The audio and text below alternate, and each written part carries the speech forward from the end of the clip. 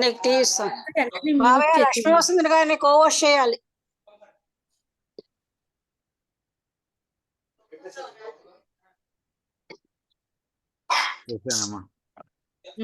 గురుగారు అందరినీ మ్యూట్ చేయనండి.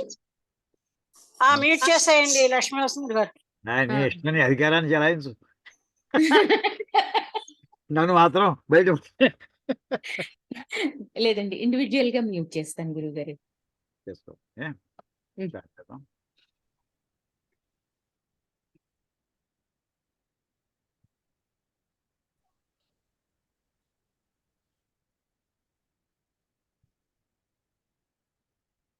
అయ్యా నా రికార్డింగ్ అయితే మొదలెట్టేశాను. సరే అయితే సంతోషం. ఇంకేదైనా స్టాండ్ బై ఉండాలని అందుకోసం. ఏం సరే అయితే మళ్ళీ ఒకసారి స్టార్ట్ చేద్దామండి.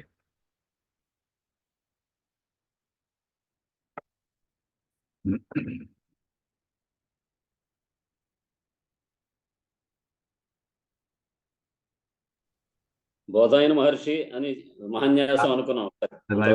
మళ్ళీ ప్రార్థన మళ్ళీ చేస్తాము. ఎన్నిసార్లు చేస్తే సరిపోతున్నాయా పరమశివుడికి. ఓం శ్రీ మహాగణాధిపతయే నమః. ఓం శ్రీ మహాసరస్వత్యై నమః. ఓం శ్రీ గురుభ్యో నమః. హరి ఓం. ఓం ఓం వాగీశాద్యాస్వ మనసః సర్వార్థానాముపక్రమేయం నత్వా కృతకృత్యాస్య నమామి గజాననం. ఓం యస్య నిశ్వసితం వేదాః యో వేదేభ్యోఖిలం జగత్ నిర్మమేతమహం వందే విద్యాతీర్థమహేశ్వరం. శాంతం పద్మాసనస్థం శశిధరమరుడవక్త్రం త్రినేత్రం శూలం వజ్రం చ ఖడ్గం పరశుమభేదం దక్షభాగే వహంతం నాగం పాశం చ ఘంటాం ప్రళయహుతవహం సాంకుశం వామభాగే నానాలంకారయుక్తం స్ఫటికమణినిభం పార్వతీశం నమామి. ఓం అథాత్మానగం శివాత్మానగం శ్రీరుద్రరూపిణమేవం ధ్యాయేత్ శుద్ధస్ఫటికసంకాశం త్రినేత్రం పంచవక్త్రం దశభుజగం సర్వాభరణభూషితం నీలగ్రీవం శశాంకచహ్నం నాగయజ్ఞోపవీతినం నాగాభరణభూషితం వ్యాఘ్రచర్మాంబరధరం కమండల్వక్షసూత్రధరం అభయవరకరం శూలహస్తం జ్వలంతం కపిలజటాజూటినం శిఖాముజ్యోతధారిణం వృషస్కంధసమారూఢముమాదేహార్థధారిణం అమృతేనాప్రతం హృష్టం దివ్యభోగసమన్వితం దిగ్దేవతాసమాయుక్తం సురాసురనమస్కృతం నిత్యం చ శాశ్వతం శుద్ధం ధ్రువమక్షరమవీయం సర్వవ్యాపినమీశానం రుద్రం వైదిశ్వరూపిణం ఏవం ధ్యాత్వా ధియః సమ్యక్ తతో విరమారభేత్. ఓం గురుర్బ్రహ్మ గురుర్విష్ణుః గురుర్దేవో మహేశ్వరః గురుః సాక్షాత్ పరబ్రహ్మ తస్మై శ్రీ గురవే నమః.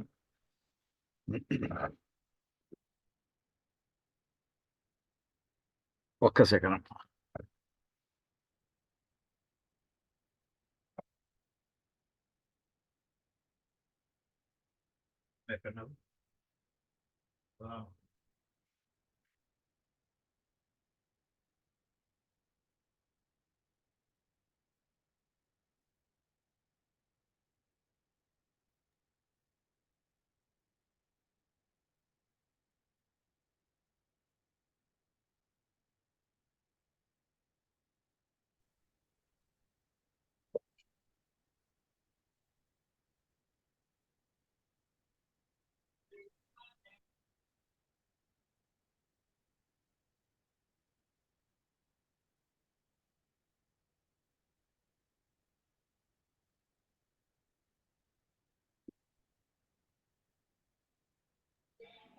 పరమశివుని యొక్క అనుగ్రహంతో చూడండి, ఆశ్చర్యం. అందరూ కూడా ఆయన అనుగ్రహం అనుగ్రహం అనుకుంటూ ఇందాక నుంచి తప్పిస్తున్నాం. ఏమండి, శ్రీకామ శాంతికామ పుష్టికామ అంటున్నాం కదా. అది ఎవరికో అందరి నా మాట వినిపిస్తోందమ్మా? గౌతమ్ ప్రసాద్ వినిపిస్తోంది. వినిపిస్తోందండి. ఏమండి, ఆశ్చర్యానికి ఆశ్చర్యం చెబుతానండి. మనం అరగంట బ్రేక్ తీసుకుందాం అని అనుకున్నాం. ఏమండి, గంట తీసుకున్నాం. దీనికి కారణం ఏంటంటే ఇక్కడి నుంచి దగ్గర 4:40కి ఆపాము. 4:40కి అప్పుడే ఆయన అనుగ్రహం వచ్చేసింది మన ఇంటికి, వేదభారతి ఆఫీస్కి. వేదభారతి ఆఫీస్కి ఆయన అనుగ్రహం వచ్చేసిందమ్మా. ఊహకందదు, ఎప్పుడు ఎవరికి జరిగి ఉండదు అలాగా. ఆశ్చర్యానికి ఆశ్చర్యం. స్టేట్ బ్యాంకు మన చంద్రశేఖర్ గారు పూజ్యులు వారు కూడా ఇప్పుడే వారి చేత మాట్లాడించాను. వేదభారతికి అంటే ఇప్పుడు ఇంకా శంకర ఇంకా పూర్తవలేదు చూడండి, శంభు శంకర ఇంకా పూర్తవలేదు అని అన్నాను. ఆ రెండు కూడా ఇప్పుడు సిద్ధింపజేశారు ఆయన. అంటే ఏది మనం మననం చేస్తూ ఉంటే ఆయన వచ్చి కూర్చుంటాడు అంతే, ఆయన పరమశివుడు. అదే జరిగింది ఇప్పుడు. వేదభారతి చేసినటువంటి అనేక ప్రాజెక్ట్స్కి అనేక మందిని ఆశ్రయిస్తూ ఉంటాం, అనేక మంది స్పాన్సర్ చేస్తూ ఉంటారు, సహృదయులు అందరూ సహాయాలు చేస్తున్నారు. దాంతో అనేక కార్యక్రమాలు మనం చేసుకుంటూ వెళ్తున్నాం. మొన్న మన 10 రోజుల క్రితం కందుకూరు సత్యనారాయణ గారు ఆయన పని మీద ఆయన స్టేట్ బ్యాంక్లో పనిచేసేవారు, మన క్లాసులో ఉన్నారు కదా కేవీవి సత్యనారాయణ గారు. ఆయన పని మీద ఆయన అందులో స్టేట్ బ్యాంక్లో పనిచేశారు, కానీ చీఫ్ మేనేజర్గా పనిచేశారు ఎక్కడో. ఏదో ఆయన పని మీద ఆఫీస్కి వెళ్ళారు. వెళ్ళేప్పుడు అక్కడ సిఎస్ఆర్ ఫండింగ్ అనేది అందులో సెక్షన్ ఉంటుంది. అవసరం చోట స్టేట్ బ్యాంక్ కూడా ప్రాజెక్టులకి సహాయం చేస్తారని. దాని గురించి వాళ్ళంతటా వాళ్ళు అడిగారు, గబగబా అప్లికేషన్ ఫామ్ పంపించేశారు. అప్పుడే వారం 10 రోజులు అయింది. నేను దానికేసి ఇంకా చూడడం కుదరలేదు, నాకు నిజంగా కుదరలేదు. ఎందుకంటే ఇప్పుడు ఎగ్జిబిషన్ వస్తుంది, వారం రోజులు ఒక పుస్తకం తయారు చేశానమ్మా. కిందటి వారం నాడు ప్రారంభించాను. అది ఇప్పుడే జస్ట్ మళ్ళీ ఇప్పుడు బ్రేక్ చేస్తున్నప్పుడు మొత్తం పుస్తకం ఆల్మోస్ట్ టైపింగ్ అయిపోయింది. ఇప్పుడు ప్రెస్కి పంపించడం ఆ స్థాయిలో ఉంది. దాంతో ఒక్క క్షణం కాదు, తెల్లారట 4:30, 5ంటికి లేస్తే రాత్రి 11 అవుతుంది సుమారుగా. అంటే ఎంత మనం బోస్ట్ చేసుకోవడం కాదు, జరిగిన పరమశివునికి అనుగ్రహం చెప్తున్నాను. ఇప్పుడు స్టేట్ బ్యాంక్ ఆఫ్ ఇండియా నుంచి, హైదరాబాద్ హెడ్ ఆఫీస్ నుంచి ఒక డిపార్ట్మెంట్ మొత్తం, అందులో 3 సీనియర్ ఆఫీసర్స్ వచ్చేసారు. ఇప్పుడు వేదభారతి ఆఫీస్కి వచ్చేసారు. ఇప్పుడు 4:40కి వాడు కింద వాళ్ళు మధ్యలో ఫోన్ చేస్తూనే ఉన్నారట. నేను ఫోన్ బయట పెట్టేశాను, మా అసిస్టెంట్ పట్టుకొచ్చాడు. నేను ఇప్పుడు మాట్లాడినా కూడా సౌజ్ఞలు చేశాను, పట్టుకుపోయాడు అతను. పేరు లేదు, ఏదో నెంబర్లు వస్తున్నాయి, అనేక మంది నెంబర్లు చేస్తుంటారని పెట్టేశాం. ఆయన ఊరుకుంటాడా పరమశివుడు? ఆయన అక్కడ గుమ్మంలో కూర్చున్నారు వాడు పాపం. సీనియర్ మోస్ట్ ఆఫీసర్స్ గుమ్మంలో వెయిట్ చేస్తున్నారు. మన క్లాసు 4:40 దాకా నేను మళ్ళీ ఫోన్ ముట్టుకోలేదు. ఇంతట్లో వాళ్ళు ఏం చేశారంటే, ఆయన అక్కడి నుంచి రావడం, అయ్యే సత్యనారాయణ గారు నాకు ఫోన్ చేశారు, వాడు ఎవరు గుమ్మంలో వెయిట్ చేస్తున్నారట చూడండి అని. వాళ్ళు వచ్చేసి, ఇప్పుడు మీకు ఏం ప్రాజెక్ట్ డబ్బులు మేము ఇవ్వాలి అంటే, కళ్ళు లేనటువంటి వాళ్ళకి మేము ఈ మధ్య బ్రెయిలీ చేసామండి. మేము చేసి నాకు వచ్చినటువంటి ఆదాయంతో, అంటే జనం ఇచ్చిన డొనేషన్స్ తోటి ఒక 100 మందికి మేము చేయగలుగుతాం. కానీ ఎంతమంది చేద్దాం అనుకో, 1000 మందికి చేద్దాం అనుకుంటున్నాం. ఎంతమంది చేయొచ్చు? తెలంగాణలో సుమారు 5,000 మంది ఉన్నారండి బ్లైండ్ స్టూడెంట్స్. తెలంగాణలో 5,000 మంది ఉన్నారు. కనీసం అందులో ఒక 1000 మందికి చేద్దాం అని ఒక కోరిక ఉంది. దాన్ని నాకు అంటే మీకేం కావాలి? ఇప్పుడు ముందు అర్జెంట్గా పుస్తకాలు ప్రింట్ చేయించాలి. ఒక్కొక్క సెట్ ప్రింట్ చేయడానికి 4,000 రూపాయలు అవుతుందండి, మినిమం అవుతుంది. ఒక్కొక్క సెట్టు 5 పుస్తకాలు చేయడానికి నేను 2,500 అవుతుందని అనుకున్నాను, కానీ 4,000 రూపాయలు అవుతున్నాయండి మొత్తం అన్ని రకాల ఖర్చులు చూసుకుంటే కనీసం. దాన్ని బట్టి లెక్కేసుకోండి అంతే. దాని మీద డిస్కషన్ స్టార్ట్ చేశారు వాళ్ళు. మీరు అప్లికేషన్ ఇప్పుడు ఇస్తారా, రేపు ఇస్తారని కూర్చున్నారండి. ఊహకందదాలు ఇంకా అప్లికేషన్ ఫామ్ ఇంకా చూడలేదు. వాళ్ళు వచ్చేసారు, మీదకి వచ్చేసారు వాళ్ళు. మీరు అది పరమశివుని యొక్క అనుగ్రహం అంటే ఎలా ఉంటుంది? వీళ్ళు ఇచ్చారా వాళ్ళు ఇచ్చారా నాకు అలా కనిపిస్తుంది. పరమశివుడు కనిపిస్తున్నాడు అండి వీళ్ళందరూ కూడా. అయ్యా రమణయ్య గారు, మీరు వెళ్ళి బెదవాడలో కూర్చున్నారు, ఇక్కడేమో ప్రాజెక్ట్ అంతా అయిపోతుంది. మీరు బ్యాంక్ వాళ్ళేమో మీ ఎంత చూడకుండా కూర్చొని నాలుగు వదిలేస్తే ఎవరిని ఎలాగా? సరే అవుతుంది. నేను మంగళవారం ఇస్తానా? కుదరదండి. నేను మంగళవారం ఇస్తే ఇంకెన్ని రోజులు ఉంది? మంగళవారం ఇంకా 3 రోజులు ఉంది. లేదు కుదరదు. నాకేంటంటే ఇప్పుడు ఎగ్జిబిషన్ వస్తుంది, చండీ హోమాలు ఉన్నాయి, ఓ బోల్డ్ మా నిశ్చితంగా బోల్డ్లు ఉన్నాయి. సోమవారం నాడు ఇచ్చి తీరుతామని మాట అనిపించుకుని వెళ్ళారండి. ఇప్పటిదాకా 5:30కి వెళ్ళారు. ఇంతట్లో ఆయన మీరు ఏం చేస్తున్నారు చెప్పండి? ఇక ఈ గదిలో మన స్టూడియో రూమ్లో తీసుకొచ్చాను, మీ అందరి మాటలు వినిపిస్తున్నాయి, అందుకోసం ఆపాను, సౌండ్ కట్టేశాను. మీరు ఇప్పుడు ఏం పాఠం చెప్తున్నారు చెప్పండి అన్నారు. అయ్యా శంకరుడికి, శంకర అనే పదానికి, శంభు అనే పదానికి, శివ అనే పదానికి ఉన్న విశేషార్థాలు చెప్పుకుందామని కూర్చున్నామండి అన్నాను. అది ఏం చెప్పేది చెప్పండి అన్నారు. చెప్పాను, మళ్ళీ పాఠం మళ్ళీ ఇందాక చెప్పిందా కొంత చెప్పాను. తర్వాత ఈ బోర్డు ఏది పెట్టారు అంటే వేదిక వేదగణితం. వేదగణితంలో ఏం చెప్తారు? అది ఎవరికి ఉపయోగిస్తుంది? అది బ్లైండ్ స్టూడెంట్స్ చెప్పచ్చా? వాళ్ళకి కనిపించదు కదా. ఇదైతే మన పుస్తకాలు పబ్లిక్ మొత్తం వేదభారతం రివ్యూ చేసేసి ఆడిట్ రిపోర్ట్ చేసినట్టుగా బ్యాంక్ ఆఫీసర్, స్టేట్ బ్యాంక్ వాళ్ళు సంతోషంగా వెళ్ళారమ్మా. తప్పకుండా చేద్దామని దృష్టితోటి వెళ్ళారు. ఇది కలిగించినవాడు ఎవరు? పరమశివుడు. నమ శివాయ చ శివతరాయ చ. ఇంకా అదే ఖచ్చితంగా అనుమానాలు అక్కర్లేదు. ఇంతకంటే ఉదాహరణ ఏముంటుందమ్మా? ఇంకా మన అభిషేకం చేయలేదు, కళ్ళకి ఎదురుకుండా కనిపిస్తోంది కదా. జరిగింది. జరుగుతోంది కదా అంటే ఎదురుకుండా. పాఠం ప్రారంభిస్తామనేప్పుడు ఆయన వచ్చేసి ఇచ్చేసి వెళ్ళిపోయాడు ఆయన. అది చెప్పదు. ఎప్పుడో ఒకసారి వెళ్తా అన్నా ఆయన వెంటనే వచ్చి ఫోన్ చేసి ఇక్కడ గుమ్మం దగ్గర ఉన్నాను, ఎలా వెళ్ళో చెప్పండి అంటున్నాడు. అది కాదు, శివుడు వస్తాడు అనుకుంటే కాదు, ఆయన వచ్చేసి ఇచ్చేసి వెళ్ళిపోయాడు. వాగ్దానం ఇచ్చేసి వచ్చేసి వెళ్ళిపోయాడు. ఇంకా పూర్తి అవ్వకుండా ఇంక మొదలెట్టిన వెంటనే ఇచ్చేసి వెళ్ళిపోయాడు ఆయన వచ్చి. అది ఆశ్చర్యమ్మా. ఇది శంకర అందామా శంభు అందామా? అది అంటే ఆ మాటకి ఏంటంటే శంభుకి శంకర్కి తేడా ఉందా? ఈయన తేడా ఉంది. అదే నేను చెప్తున్నది. ఇప్పుడు ఈ పూట నా వ్యాఖ్యానం అద్దుకుంటాను. ఇంకా ఇంతవరకు భాష్యాలు చెప్పాను. శంకర అంటే మనకేదో సమస్య ఉన్నప్పుడు ఆ సమస్యల పరిష్కారం కోసమని పరమశివుడిని ఆశ్రయిస్తాం, ఆయన అనుగ్రహిస్తాడు. ఇందాక చమకంలో శంచమే మయశ్చమే ఇందాక ఆదో శంచమిచ్చను వాకమని చదువు చూపించాను కదా టెక్స్ట్. అంటే ఈ కోరికల లిస్ట్ అంతా జీవితార్థి, మోక్షార్థి, శ్రీకామ, తుష్టి అంతా చెప్పాను కదా. ఇవన్నీ చేస్తే ఆయన అభిషేకం సంతృప్తికరంగా చేస్తే ఆయన ఇలాగే అంటే మన మాటల్ని ఆయన అభిషేకంగా గ్రహించి ఇచ్చేసి వెళ్ళిపోయాడు ఆయన. అంటే సంతోషించాడని అర్థం.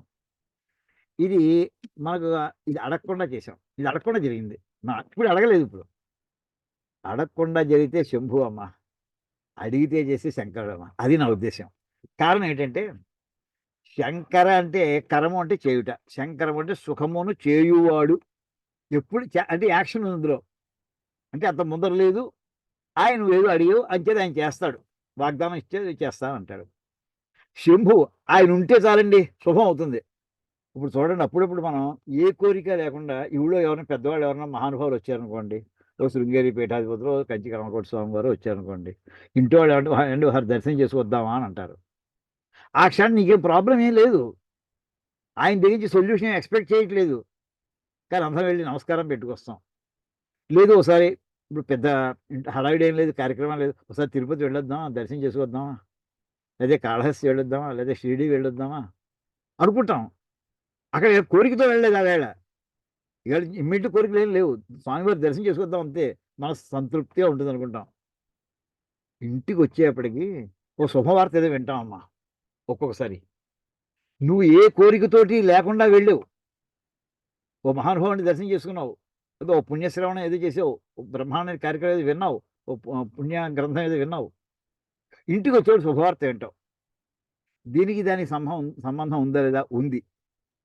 అంటే ఆ పవిత్రతని ఎప్పుడైతే నీ హృదయంలో పదిలిపరుచుకున్నావో ఆయన ఏం చేస్తాడంటే నువ్వే అడగలేదు, ఆయన ఇస్తాడమ్మా. ఆ ఇచ్చింది బాగానే ఉంది, ఇది ఎప్పుడు అనుకోలేదే అని అనుకుంటూ ఉంటాం. ఇలాగ చేసేదాన్ని నేను శంభు అని అనుకుంటూ ఉంటానమ్మా. అంటే అడగకుండగా ఆయన ఇచ్చి కొన్ని ఉన్నాయి, అడిగితే ఇచ్చి కొన్ని ఉన్నాయి. ఇక్కడ ఈ సందర్భంలో ఇప్పుడు నేను ఏం చెప్పదలుచున్నా అంటే ఇలా రెండు అడగడానికి వెళ్ళి అది తెచ్చుకుని అడగకుండా వచ్చినవి కూడా ఇంకా ఏమైనా ఉన్నాయమ్మా, అది చెబుదాం. ఆ కథ ఎవరికంటే అర్జునుడికి జరిగిందమ్మా. అర్జునుడికి జరిగింది అలాగా. ఇప్పుడు చూడండి, శంకర ఇప్పుడు అర్థమైంది కదా, నా భావన అది. శంకర శంభు అన్ని చోట్ల మాది అలా అయితే భాష్యంలో ఒకటి లౌకిక సుఖము, ఇంకోటి అలౌకిక సుఖం అని చెప్పారనుకోండి. ఇప్పుడు అర్జునుడు పాండవులంతా కూడా అరణ్యవాసానికి వెళ్ళారు. వెళ్ళిన తర్వాత అక్కడ వీళ్ళకి జరిగింది ఏమిటి?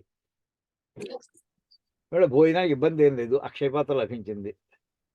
పనివాళ్ళు ఉన్నారు 150 మంది ఉన్నట్ట.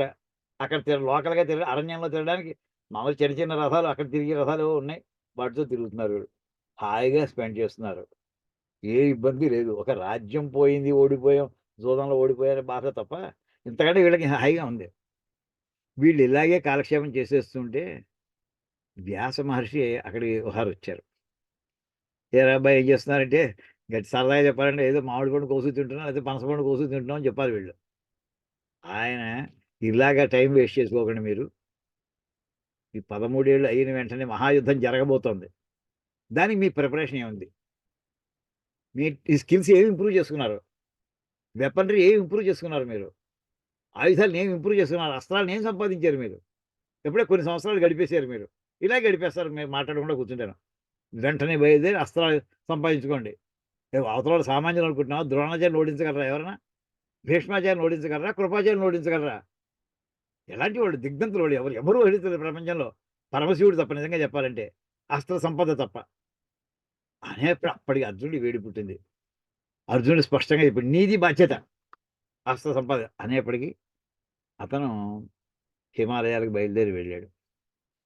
వెళ్ళింది ఆ ఘట్టంలో అక్కడ జరిగినటువంటి కొన్ని వాక్యాలు చెప్పుకుందామమ్మా. కథ అందరికీ తెలిసిందే. అక్కడ వెళ్ళిన తర్వాత పరమశివుడు ఈ తపస్సు చేయగా పాశుపతాస్త్రం కోసం వెళ్ళాడు ఈయన. పరమశివుడికి అనుగ్రహం కలిగింది. ఆయన పాశుపతాస్త్రాన్ని ఇచ్చాడు. ఎలా జరిగింది ఈ డీటెయిల్స్ మనకి మిగతా భారతాలు కాదు. ఈ కథ అంతా వ్యాస మహర్షి సాక్షాత్తుగా ఆయన రాసిన భారతంలోది. ఒరిజినల్ టెక్స్ట్ ఎలా ఉంటుంది ఆ గాథ తీసుకుందామని ఈ కొన్ని వాక్యాలు ముందు స్కాన్ చేసి పెట్టాను. చూడండి ఒకసారి చెప్పుకుంటూ వెళదాం. అంటే శంకర శంభు అనే 2 పదాల కోసం అమ్మా. ఆ 2 పదాల కోసం ఇంత హడావిడి. ఇందులో ఆయన కిరాతుడి రూపంలో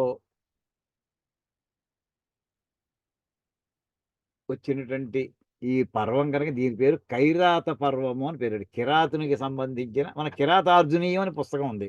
భారవి అని ఒక మహాకవి సంస్కృతంలో రాశారు. ఇక్కడ దీనికి కైరాత పర్వం అనేప్పుడు ఇంతలో అంతా అయిన తర్వాత అక్కడ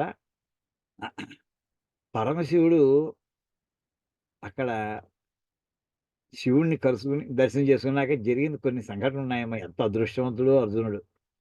ఎలాగో చెప్తాను. ఏమైందంటే మధ్యలో మనం ఇది 90 అయింది. మొన్న 550 లెక్క పెట్టా. సునీత మ్యూట్. అక్కడ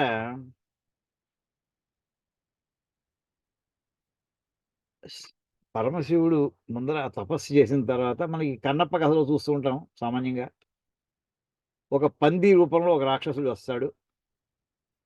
దాని మీద ముందర అర్జునుడు శివుడు, అతను కిరాత రూపంలో ఉన్నటువంటి పరమశివుడు అర్జునుడు ఇద్దరు ఒకేసారి బాణాలు వేశారు. అది ఏకకాలంలో తగిలిన దెబ్బకి చచ్చిపోయింది. నేను కొట్టానని చెప్పి వీళ్ళిద్దరూ ఒకళ్ళ మీద ఒకళ్ళు యుద్ధం ప్రారంభించుకున్నారు.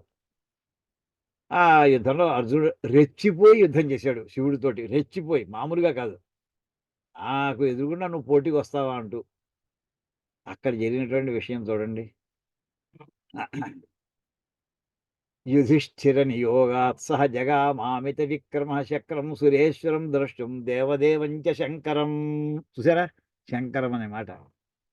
అతను వ్యాస మహర్షి వెళ్ళిపోయాక ధర్మరాజు అనుమతితోటి మహాపరాక్రమంతుడైనటువంటి అర్జునుడు దేవదేవుడైనటువంటి శంకరుడైనటువంటి ఆ పరమశివుడిని దర్శనం చేసుకోవడం కోసం అనుగ్రహం కోసమని బయలుదేరాడు.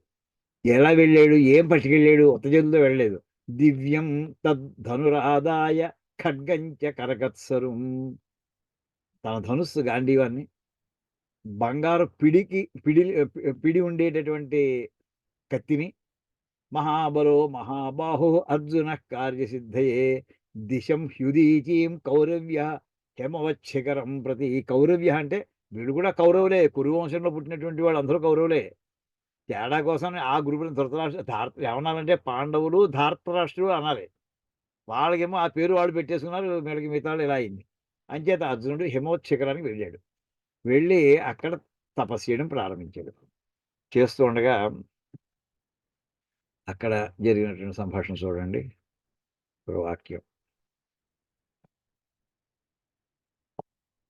అతను ఎలాగ తపస్సు చేశాడు, ఎంత దీక్షగా చేశాడు. పూర్ణి మొట్టమొదటిలో దండం మృగచర్మాలు అన్ని కూర్చుని నేల మీద ఎండుటాకులను భోజనానికి ఉపయోగించేవాటండి. పళ్ళు కోసు తినడం కాదు. హిమాలయాల్లో చెట్లు అన్ని రకరకాలు ఉంటాయి, కోసు తినడం కాదు. తర్వాత రోజు తినేవాడు ఎండాకులు. తర్వాత పూర్ణే త్రిరాత్రేతు మాసమేకం ఫలాశన. 3 రోజులకు ఒకసారి పళ్ళు తినడం ప్రారంభించేట. ఇది రోజు తినడం మానేసి 3 రోజులకు ఒక్కసారి పండు తినడం. తర్వాత నెల, మొదటి నెల, 2వ నెలలో ద్విగుణేన హికాలేన ద్వితీయం మాసమచ్చయాత్. 3 రోజు కాదు, 6 రోజులకు ఒకసారి తినడం ప్రారంభించేట. ఏమండి ఇలా తపస్సు చేసేస్తున్నాడు. తృతీయపి మాసం సపక్షేణ ఆహారం ఆచరణ. 3వ నెలలోకి వచ్చాడు. 9 రోజులు కాదు. ఇందాక మొదటి 3 రోజులు, రెండో నెలలో 6 రోజులు. సో 3వ నెలలో 9 రోజులు కాదండి, 15 రోజులకు ఒకసారి పక్షేణ ఆహారం ఆచరణ. ఎన్నాళ్ళకి అలా నెలాడు. అలాగా 4వ నెలలోకి వచ్చాడు. ఇంకా శివుడు ప్రత్యక్షం లేదు. 4వ నెలలోకి వచ్చేప్పటికి నెలకు ఒకసారి భోజనంట. భోజనం అంటే మన ఫుల్ మొత్తం షడ్రూపేసం కాదు అక్కడ. ఆ పండు ఒక పండు ఏదో తినడం అంతే కాయో. చతుర్థే తద సంప్రాప్తే మాసే భరత సప్తమ. ఇంక తర్వాత ఇంకా వాయుభక్షణ ప్రారంభించాడు. ఈ తిని ఈ పండు కూడా తినడం మానేసేట. వాయుభక్షో మహాబాహు అభవత్ పాండునందన. ఇంకా ఎలా చేశాడు? ఊర్ధ్వ కూర్చుని కాదు, నుంచుని. నుంచోవడం మామూలుగా కాదు. పాద అంగుష్ఠాగ్ర విష్ఠిత. కాలి బొటన వేలు మీద నుంచుని చేతులు పైకెత్తి, చేతులు పొట్ట దగ్గర ఆంచుకుని ఇలా కాస్త సర్దుకుని అలా ఏం లేదు. చేతులు బాడీ తగలకుండా పైకి వేలాడదీస్తూ పాద అంగుష్ఠ ఇలాగ పైకి అనమాట. పైకి నెత్తి మీద చేతులు పెట్టుకుని ఇలా పెట్టుకుని కాలు బొటన వేలు మీద నుంచుని అలా తపస్సు చేయడం ప్రారంభించాడు. ఎంత భయంకరమైన తపస్సు ఇది! అంటే ఈజీగా వచ్చేయలేదు. వెళ్ళాడు ఏదో సినిమాలో చూపించిన వెళ్ళిపోయాడు, హరహర అనేసాడు, ఆయన వచ్చేసాడు. ఏం రాలేదు, అలా రాలేదు. ఈ రకంగా ఆ సదోపస్పర్శనాచ్చాస్య బహూ విరమితౌజస విద్యుదంభోరుహ నిభాహ జటాస్తస్య మహాత్మన. ఈ రకంగా అతను జడలు కట్టిపోయి అనేక రకాలుగా అతను అయిపోయాడు. ఇది అతని తపస్సుని వర్ణించడం కోసం చెప్పానండి. తర్వాత అతని మహర్షులు ఎప్పుడో మన సినిమాలు తపస్సు చేస్తూ ఉండగా పొగ వస్తుందని, ధూమం వస్తుందని, అది కూడా జరిగిందండి. తం ప్రణమ్య మహాదేవం శశంసు పార్థకర్మతు.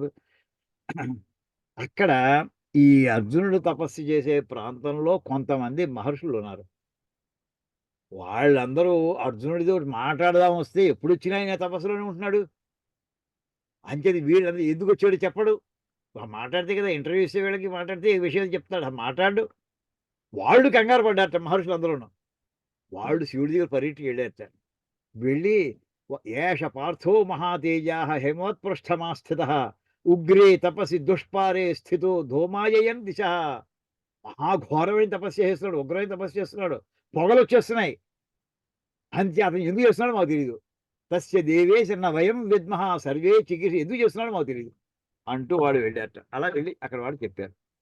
చెప్పిన తర్వాత ఆయన ఇంతట్లో చివరికి ఆయన ఒక మోకాసుడు, ఇంకా ఆయన అక్కడి నుంచి ప్రారంభించాడు. ఆ పంది రూపంలో మోకాసుడు అనేటటువంటి రాక్షసుడు వాడు వచ్చాడు. వాడిని ఇంతట్లో ఈయన బాణాలతో ఇద్దరు చెరువు పక్క నుంచి కొట్టారు. అంటే ఫాస్ట్గా వెళదాం వచ్చేప్పుడు తౌ ముక్తౌ సాయకౌతాభ్యాం సమం తత్ర నిపీతతు. ఆ ఇద్దరు చెరువు పక్క నుంచి బాణం వేసేప్పటికి ఆ బాణాలకి ఆ శూకరం పంది ఒక్కసారి చచ్చిపోయింది. అయిన వెంటనే ఇద్దరు కూడా అది ఎలా ఉంది, ఆ పర్వతం అంతగా భూకంపం వచ్చిందా అన్నంత దానికి అంత సప్పుడు వచ్చింది బాణాలు వేస్తే. వాడు ఎప్పుడు కూడా రాక్షసులు ప్రాణం వదిలిపెట్టేసేప్పుడు మళ్ళీ వాళ్ళ సహజ రూపంలోకి వచ్చిపోతారట. మారీచుడు కూడా చూడండి, లేడీ రూపంలో వచ్చినా శ్రీరాముడు బాణం వేసేవాడు చివరికి వాడు తన స్వశరీరంలో రావాలి. అది వాడు ఎగ్జిట్ రూట్ అది. అలా ఈ రాక్షసుడు కూడా భయంకరమైన ఆకాశంలో వచ్చాక పోయాడు. అది అయిన తర్వాత ఇంతట్లో అక్కడ ఈ పక్కని పార్వతీదేవి కూడా ఉంది. సతదర్శ తతో జిష్ణు పురుషం కాంచన ప్రజం కిరాతవేష సంచలనం శ్రీ సహాయం అక్కడ అంటే ఒక స్త్రీ సహాయంగా ఉన్నటువంటి కిరాత వేషంలో ఉన్నటువంటి పరమేశ్వరుని అబ్రవీత్ ప్రీతమన ఎవరయ్యా కో భవాన్ అటదే శూన్యే వనే స్త్రీ గణ సమ్మనివా. ఒక్కడో తిరుగుతున్నాడు, ఆడాళ్ళు వేసుకుని తిరుగుతున్నాడు ఇక్కడ, ఒక అమ్మాయిని వేసుకుని తిరుగుతున్నాడు ఇక్కడ. నత్వమస్మిన్ వనే ఘోరే బిభేషి, నీకు భయం వేయట్లేదా అంటూ ఇలాగా వీళ్ళు అంటూ నేను గురి చూసి లక్ష్యం కొట్టినటువంటి దాన్ని నువ్వెందుకు కొట్టావు అన్నట్టండి అర్జునుడు. అనేప్పటికి ఆయన నువ్వే కొట్టావు, అసలు నేను కొట్టిందా నువ్వు కొట్టావు అంటూ ఆయన అన్నట్ట. అక్కడి నుంచి ఇద్దరికి మాట ఇంకా అనుకున్నారు. అయిన తర్వాత అక్కడ వాళ్ళు ఎలా ఇద్దరూ కొట్టుకోవడం ప్రారంభిస్తే అది ఎలా ఉందంటే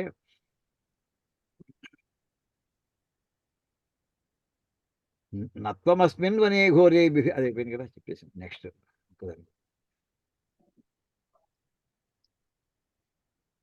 అప్పుడు ఇద్దరు బాణాలు వేసుకుంటుంటే తతోర్జున శరవర్షం కిరాతే సమవాసుడు తత ప్రసన్నేన మనసా ప్రతిజగ్రాహ శంకర.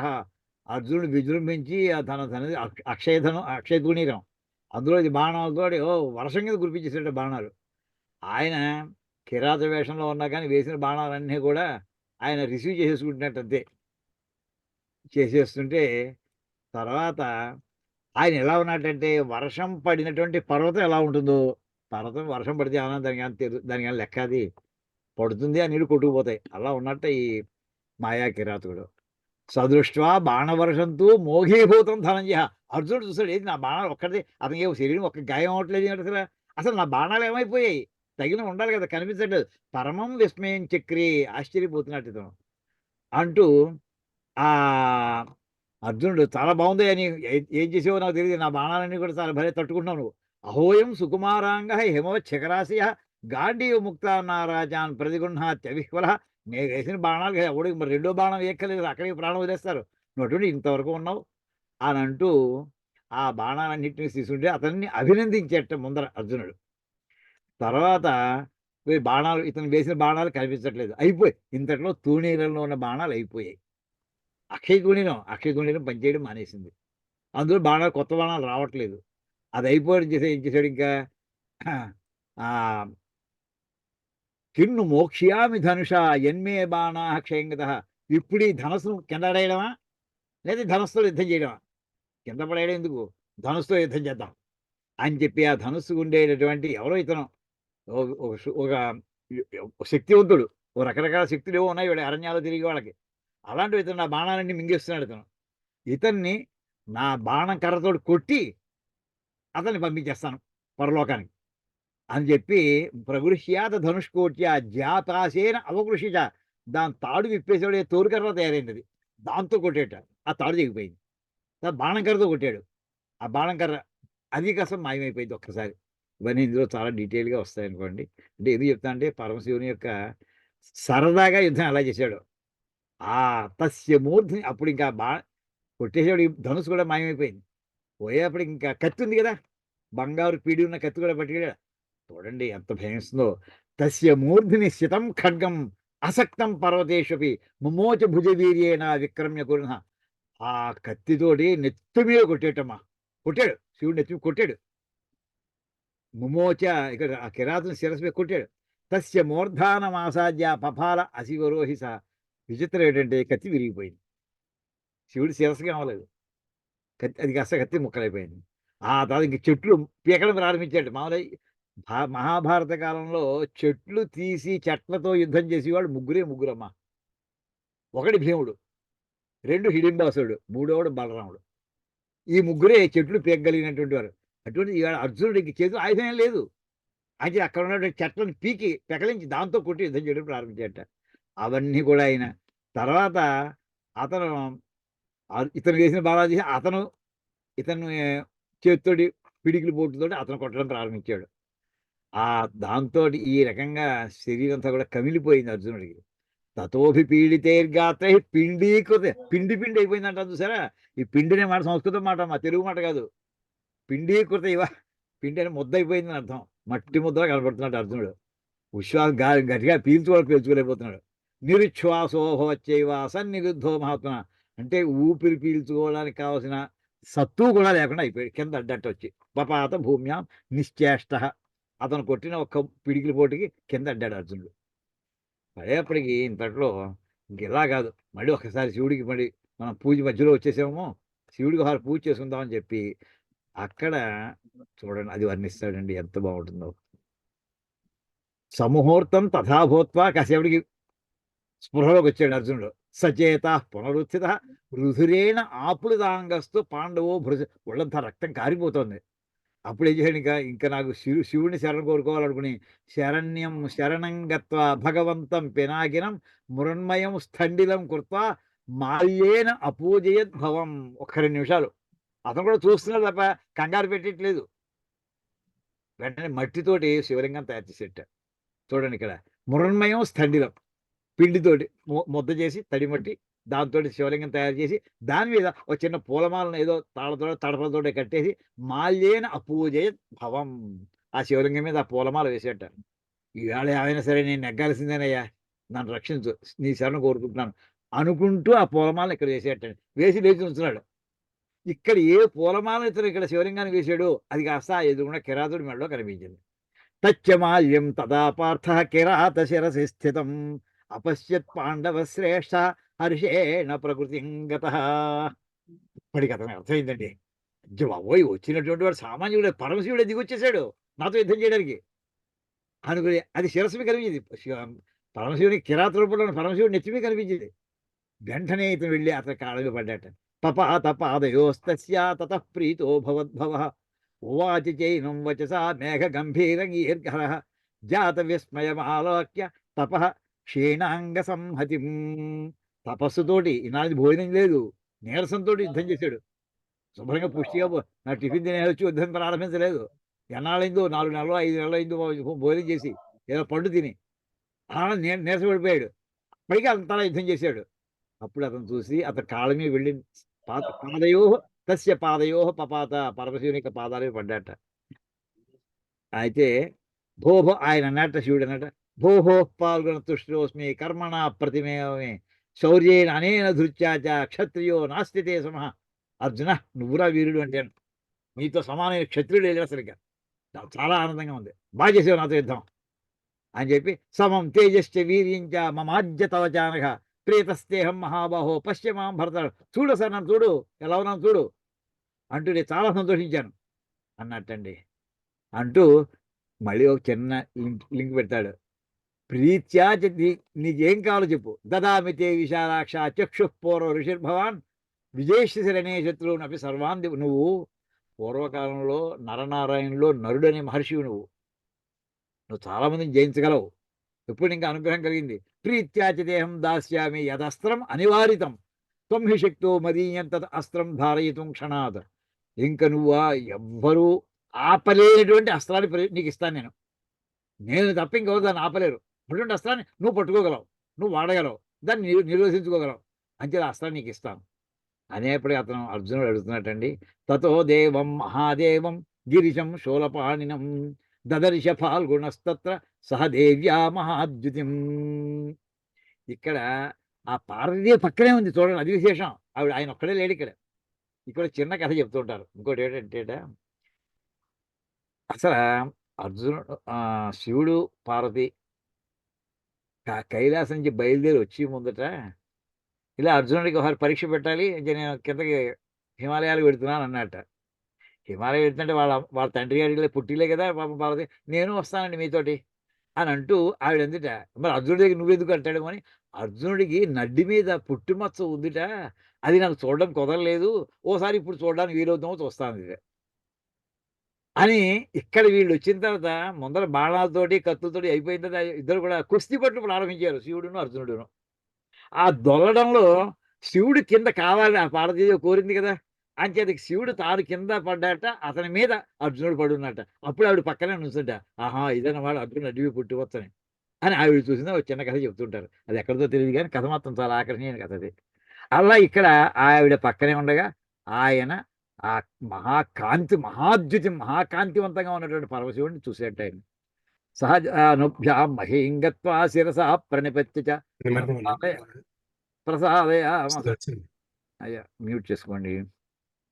ప్రసాదయామాస హరం పార్థ పరపురంజయ. వంగి వంగి నమస్కారాలు పెట్టి ఆయన అనుగ్రహం సంపాదించాడు. అప్పుడు అన్నట్టు మొత్తం అంతా అయిపోయింది.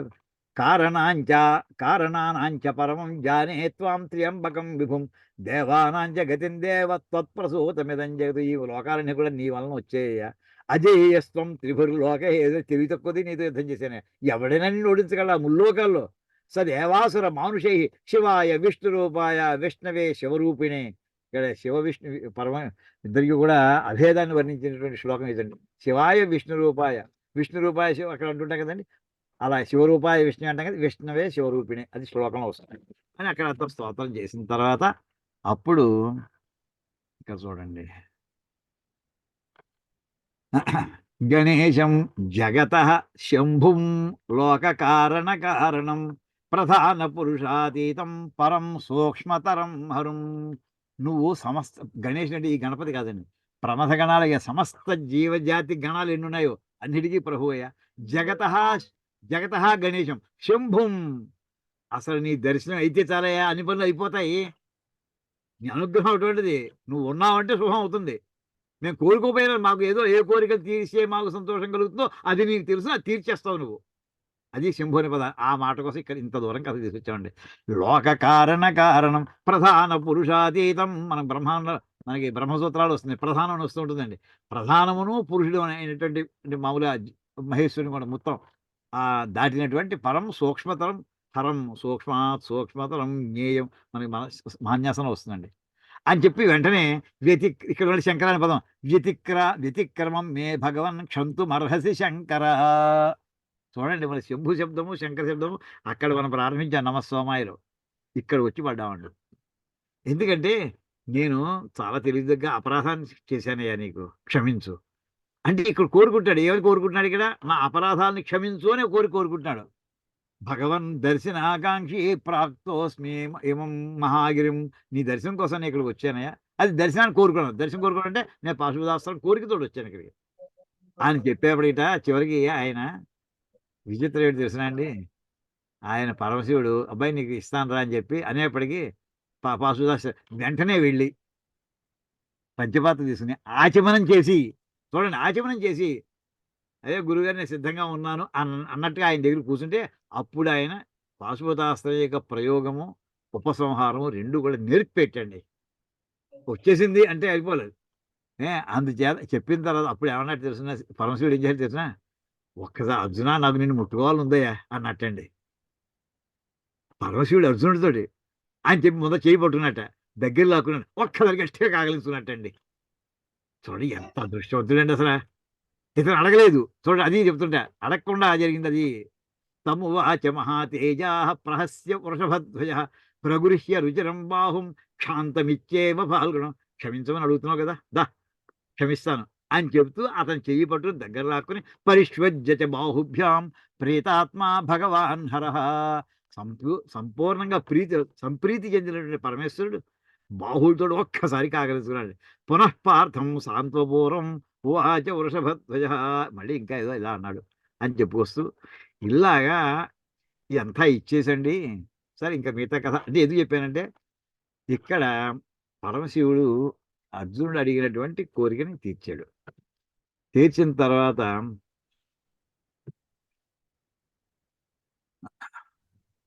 వెంటనే ఏమైంది తెలుసునండి, ఆయన వెళ్ళిపోతూ ఒకసారి స్వర్గలోకాన్ని వెళ్ళిరా అన్నట్టండి. ఆయన అండమేమిటి, వెంటనే ఇంతట్లో ఎలా వెళ్ళారు బాబుడు అనేసి ఆయన వెళ్ళిపోతుంటే వరం ఇచ్చేసాడు. అర్జునుడు అస్త్రం ఇచ్చేసాడు, వరం ఇచ్చేసాడు. అది వెళ్ళిపోతుంటే ఇంతట్లో ఆ పక్కనే ఇంతట్లో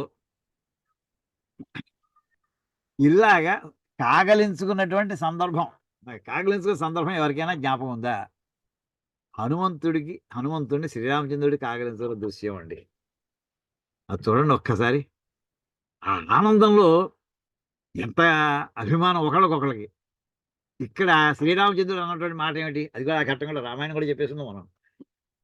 ఆ హనుమంతుడు లంకా నగరానికి వెళ్ళి మొత్తం కథ అంతా పూర్తి చేసి వచ్చిన తర్వాత అప్పుడు శ్రీరామచంద్రుడికి ఉన్న సీతాదేవి ఎలా ఉంది మొత్తం అంతా చెప్పేసిన తర్వాత సుందరకాండ అయిపోయింది, యుద్ధకాండ ప్రారంభమైందండి. అప్పుడు అందులో వస్తుందండి ఇది, అహం రఘువంశ్చ లక్ష్మణశ్చ మహాబల వైదేహ్యా దర్శనేనాద్య ధర్మత పరిరక్షిత. ఓ హనుమ, నీ వల్ల నేను బతికానయ్యా, మా రఘువంశం బతికిందయ్యా, మా లక్ష్మణుడు బతికాడయ్యా, రక్షించబడ్డాం ధర్మ మార్గంలో నీ చేత.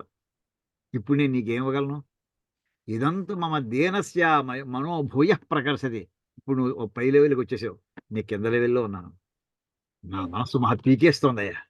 నేను ఇప్పుడు దీనుణ్ణి లౌకికంగా తీసుకుంటే నా దగ్గర ఏమీ లేదు. శివుడు కూడా అంతే అకించనుడు, ఆయన దగ్గర క్యాష్ ఏమి ఉండదు ఆయన దగ్గర. ఏది హాస్యం ఇలాంత చక్కటి మాట నాకు చెప్పినటువంటి నీకు నేను ఏమిస్తే అసలు రుణం తీరుతున్నాయా? నకుర్మి సదృశం ప్రియం, నీకు మళ్ళీ ఇలాంటి ప్రియాన్ని ఏం చేసి చెప్పగలను? నీకు ఏం ఇవ్వలేను, ఇప్పుడు నా దగ్గర ఏం లేదు. అయినా ఏదో ఇస్తాను, ఇవ్వ కూడా వదిలిపెట్టేసిమా. ఈ వాక్యం అత్యద్భుతం అనేది, ఈ రెండు వాక్యాలు కూడా.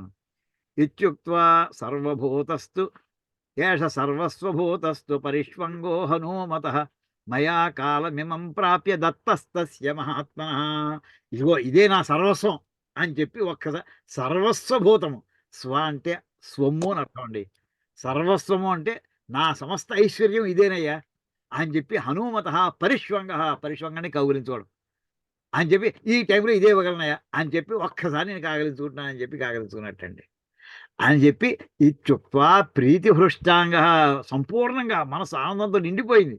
రామ తం పరిషస్వజే, శ్రీరామచంద్రుడు హనుమంతుడిని పరిష్వంగం చేసుకున్నట్టండి. ఎలాంటి వాడిని?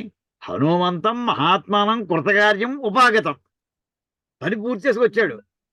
మహాత్ముడు తిరిగి వచ్చాడు. ఆ రావణాసుడు అది మొదటి వాక్యాలు చెప్తాడండి. అసలు రావణాసుడు లంకలోకి వెళ్ళడమే కాదు, రావణాసుడు బెడ్రూమ్లోకి వెళ్ళి ఊపిరితో ఎవడైనా బయట పడగలడా? అసలు అసంభవం. ఎలా వచ్చావయ్యా నువ్వు అసలు అని అంటూ అత్యద్భుతంగా ఇక్కడ చెప్పినట్టు ఈ సన్నివేశం వెంటనే గుర్తు. అక్కడ ఇలాగ పరమేశ్వరుడు సాక్షాత్కరించి ఎదురుగుండా కాగలుతున్నటువంటి అక్కడ ఇక్కడ అర్జునుడు కనిపిస్తున్నాడు, అక్కడ హనుమంతుడు కనిపిస్తున్నాడండి. ఇంకా ఎవరో అదే ఇక్కడ చిన్న ధర్మ సూక్ష్మం చెప్పారు. తర్వాత మాట్లాడతాను. అదే నీ కష్టం వస్తే మళ్ళీ నేను నా కష్టం రాకుండా ఉండడం కోసం నేను రుణం తీర్చుకోలేను, అంచేది ఇలా తీస్తున్నాను అని చెప్పాడు. అది ఒకటి. రెండోది ఏంటంటే శ్రీరామచంద్రుడు ఎవరు అసలు? అది శ్రీ మహావిష్ణువు. అది ఆయన నా దగ్గర ఏం లేదు, ఈ లౌకికంగా నీకు ఇవ్వడానికి, మామూలు లౌకికం కాదు, నీకు ఇవ్వదోసు మోక్ష. ఆయన ఆనందంతో చేశాడంటే ఆయన నీకు మోక్షం నీకు సిద్ధంగా ఉంటుంది. అక్కడ అది అక్కడ చెప్పేది.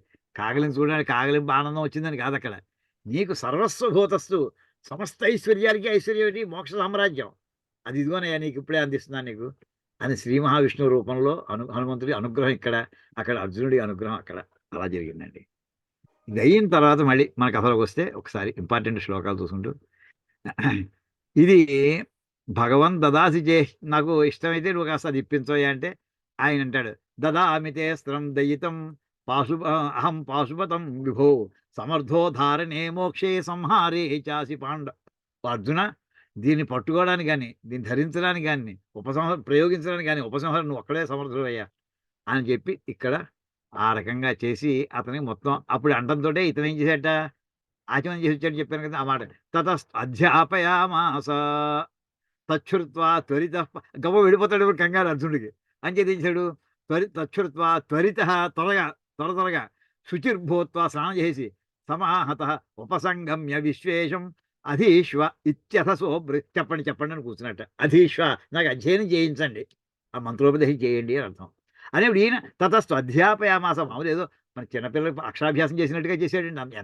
ఎంత టైం స్పేర్ చేశాడో చూడండి. తతస్థు అధ్యాపయామాస సరహస్య నివర్తనం, ప్రయోగ ఉపసంహారాలతో సహా.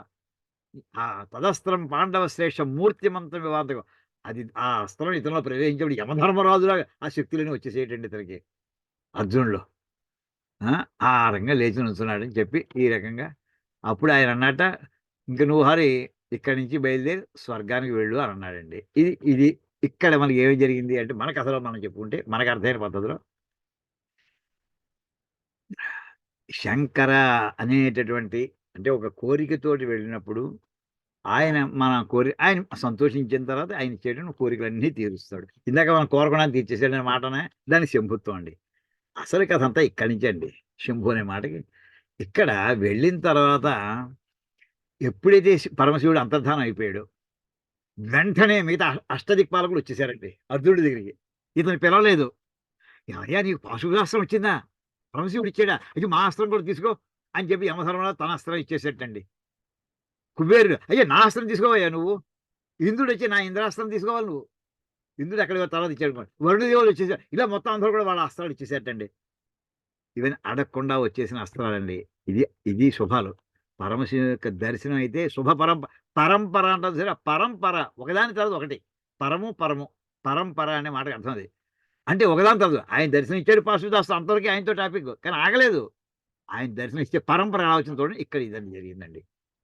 ఈ మామూలు అస్త్రాలు ఇవి ఎవరి దగ్గర లేవు, భీష్ముడి దగ్గర కూడా లేవుట. మొత్తం ఇలాంటి అస్త్రాలు కూడా కొన్ని. అది అయిన తర్వాత ఇంకా చూడండి, ఆ తర్వాత ఇతను స్వర్గానికి వెళ్ళాడు. స్వర్గానికి వెళ్ళిన తర్వాత అక్కడ ఇంద్రుడు తన సింహాసనంలో తన సింహాసనంలో సగం ఖాళీ చేసి ఇలా పక్కన కూర్చోరు అబ్బాయి అన్నాడు. కూర్చోబెట్టినాడు. భోగాలన్నీ అనుభవించమన్నాడు. దాని మీద దృష్టి లేదు ఇతనికి. అక్కడ ఇంద్రాస్త్రాన్ని అక్కడ అనుగ్రహించాడండి అతను. ఇచ్చిన తర్వాత ఏమన్నా నువ్వు ఖాళీగా కూర్చోకు, సంగీతం నేర్చుకో అని చెప్పి సంగీత మాస్టర్ని పెట్టాడండి. ఆ సంగీత మాస్టర్ పేరు ఏంటంటే చిత్రరథుడు అనే గంధర్వుడు.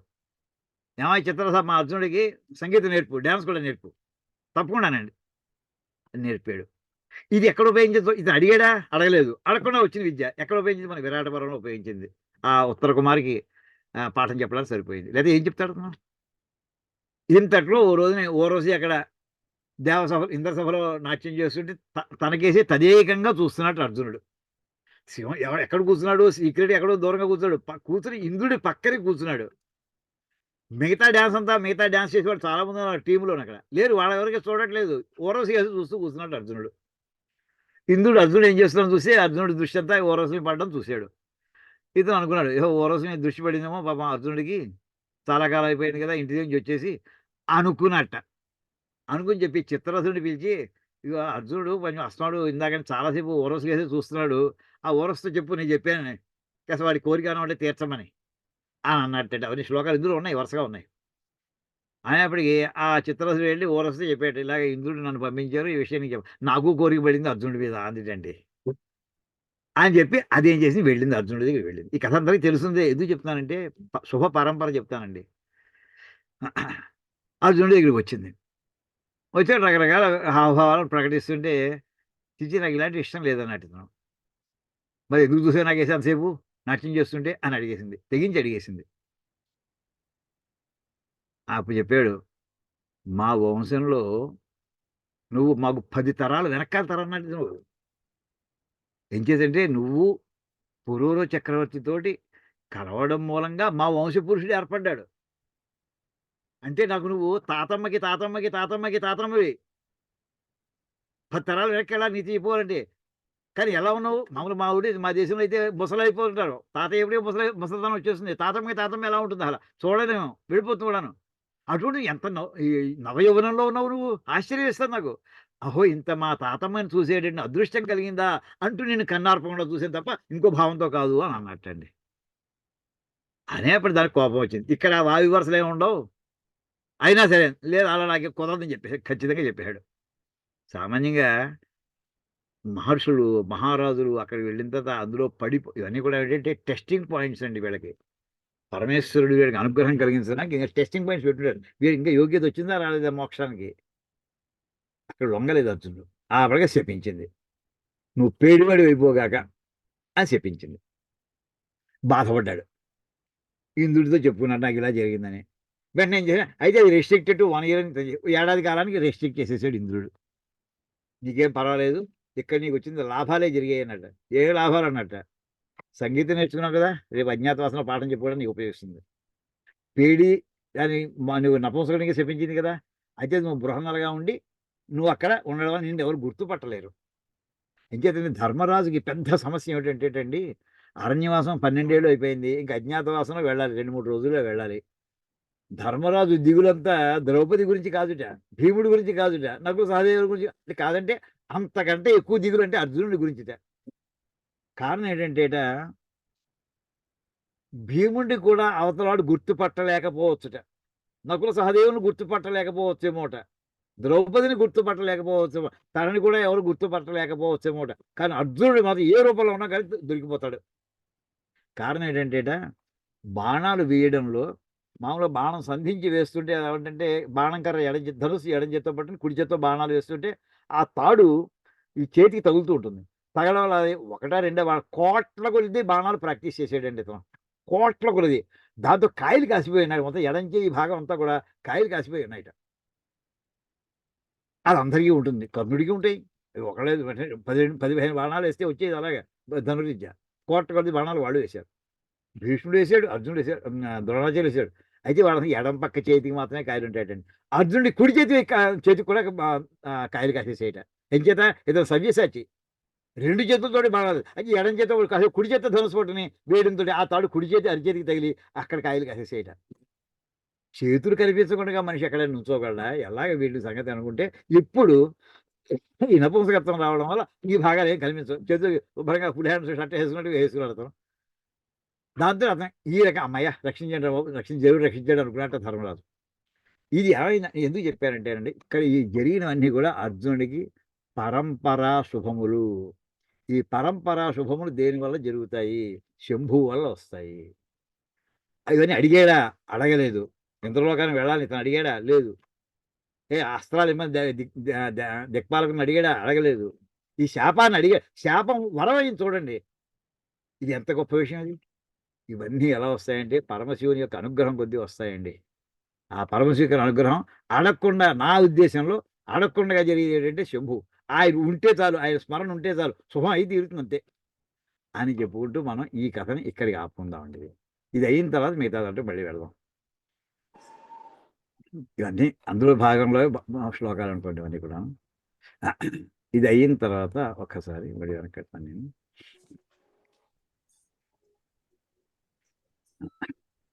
ఇప్పుడు మన శంభుకి శంకరకి తేడా తెలుసుకున్నాం. తెలిసిందమ్మా కొంచెమేనా? తెలిసింది తెలుసు. నా అభిప్రాయం అది. అది కూడా చెప్తున్నా వాళ్ళు ఏమో ఇంకో మిగతా వాళ్ళు కాదంటే నేను చెప్పలేను మరి. నాకు నాకు నచ్చింది. సరే, తర్వాత ఇక్కడ ఇంకోటి చెప్తాను. ఎక్కడ ఇక్కడ ఇవాళ మనకి జరిగింది ఏమిటి? అది ఆశ్చర్యం. క్లాసు పూర్తవలేదు, కిరాతార్జున కథ పూర్తవలేదు, వచ్చేసాడు అంతే. ఆయన ఆపకుండా పాపం ఆకుండా వచ్చేసాడు. తర్వాత భాష్యంలో ఎక్కడున్నాం మనం? ఈ భాగంలో.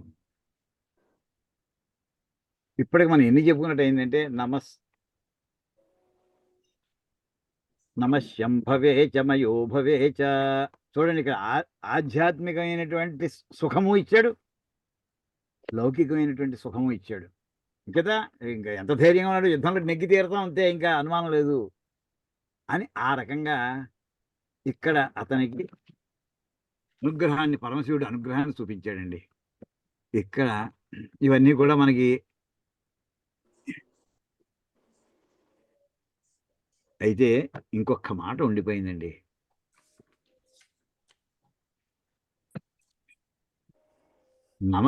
ఇక్కడ నమ శివాయ చ శివతరాయ చ. అయ్యా గౌతమ్ ప్రసాద్ గారు, మీరే పెద్దవారు, ఉన్నారా? ఉన్నానండి అయ్యా, నమస్కారం. ఇప్పుడు అందుకుంటే ఇంకో పావు గంట అరగంట కనీసం పడుతుంది. కంటిన్యూ చేద్దామా ఆపేద్దామా? ఈ వేళకు నాకు ఏం చేద్దాం, మళ్ళీ నాకు ఎప్పుడు కుదురుతుందో తెలియదు. మీరు అందరూ ఉండగలిగితే తప్పకుండా కంటిన్యూ చేద్దామండి. ఆ, కంటిన్యూ అండి. సరే ఉంటాం. ఏ? చేద్దాం. ఓకే, థ్యాంక్స్ అండి. ఇప్పుడు ఇంక నెక్స్ట్ ఆఖరి చూడండి. ఇప్పుడు ఎంత చెప్పినట్టు ఇవాళ నమశంభవే చ మయో భవే చ, నమశంకరాయ చ మయస్కరాయ చ. 4 అయ్యాయండి. ఇంకేమున్నాయండి? ఆఖరి వాక్యం దగ్గర 11వ వాక్యం నమస్సోమాయలో ఉండే 11. నమ శివాయ చ శివతరాయ చ. ఆ మాట దగ్గర వచ్చామండి. నిజంగా ఈ పంచాక్షరి మన ఆ వేళ మనం చూసినటువంటి చిత్రం ఏదైతే ఉందో గ్రాఫిక్స్లో, పంచాక్షరి ఉండబట్టి నమస్సోమాయ అనువాకం ప్రకాశిస్తోంది. నమస్సోమాయ అనువాకం ప్రకాశిస్తోంది కనుక నమ్మకం ప్రకాశిస్తుంది, నమ్మకం ప్రకాశిస్తోంది కనుక మొత్తం అలా మనం పరంపరగా చెప్పుకుంటూ వెళ్ళామండి. ఇప్పుడు ఆ పదం దగ్గరికి చేరామండి. నమ శివాయ చ శివతరాయ చ. దీని భాష్యం ఇచ్చారు, చూద్దామండి ముందర. ఇక్కడ శివ శబ్దం ఒకటి, శివతర శబ్దం 2 ఉన్నాయండి. శివ కళ్యాణ రూప స్వయం నిష్కల్మష ఇత్యర్థ. అతిశయేన శివ శివతర. శివ అంటే కళ్యాణ రూప. కళ్యాణ రూపం అంటే కళ్యాణం అంటే శుభాలండి, మంచి శుభం, మంచి జరగడం.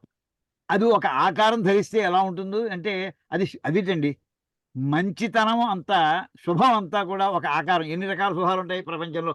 అనంత కోటి రకాల శుభాలు ఉంటాయి. ఒక్కొక్క సమస్యకి పరిష్కారమే దాని శుభం. మనం కోరుకోనటువంటి ఉన్నటువంటి శుభకరమైనటువంటి అనేక అంశాలు ఉంటాయి, మన లెక్క తెలియదు మనకి.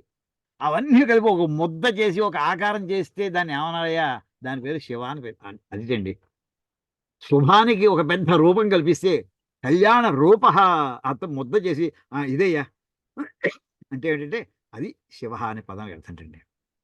ఇంకో అర్థం ఏంటంటే ఏమిటంటే అందులో ఎక్కడ మాలిన్యం ఉండదు.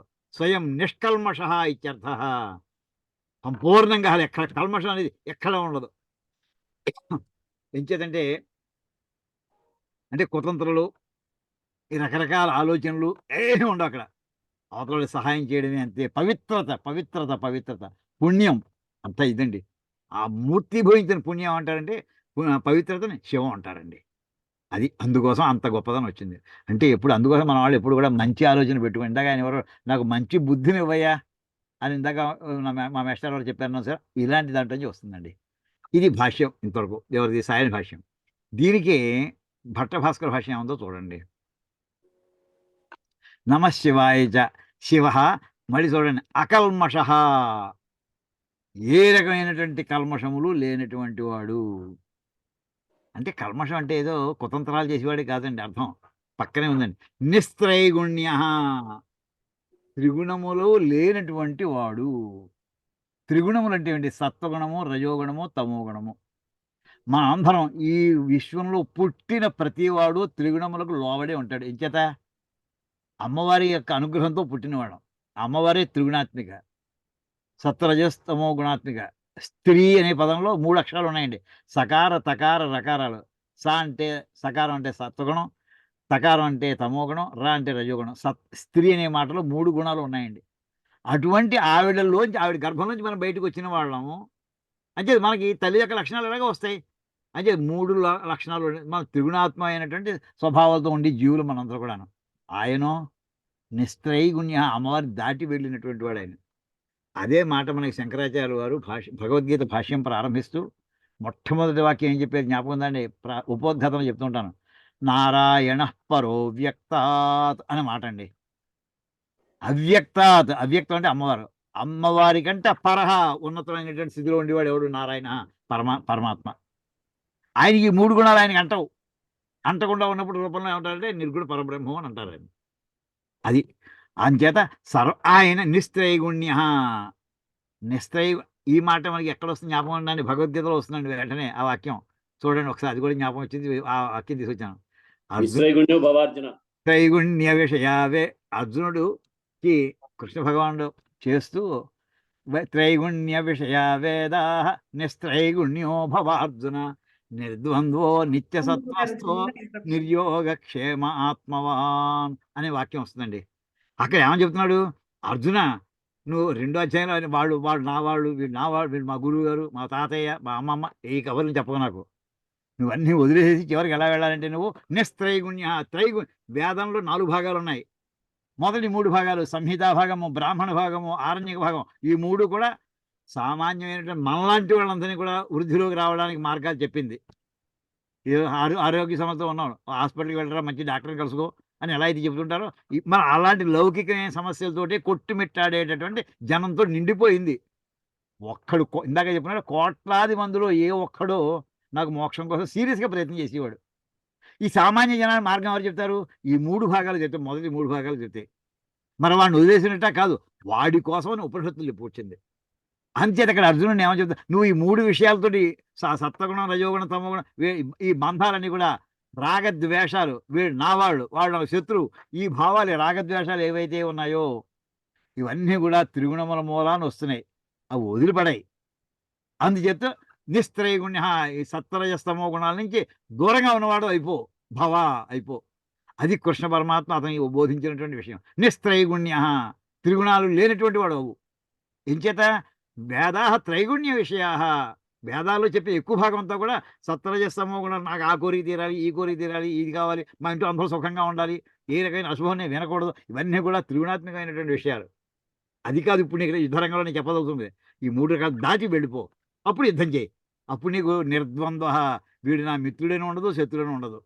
నిత్య సత్వస్థ, నీలోను ఓంకారంలో ఎప్పుడు అలా స్థిరవేసి కూర్చో.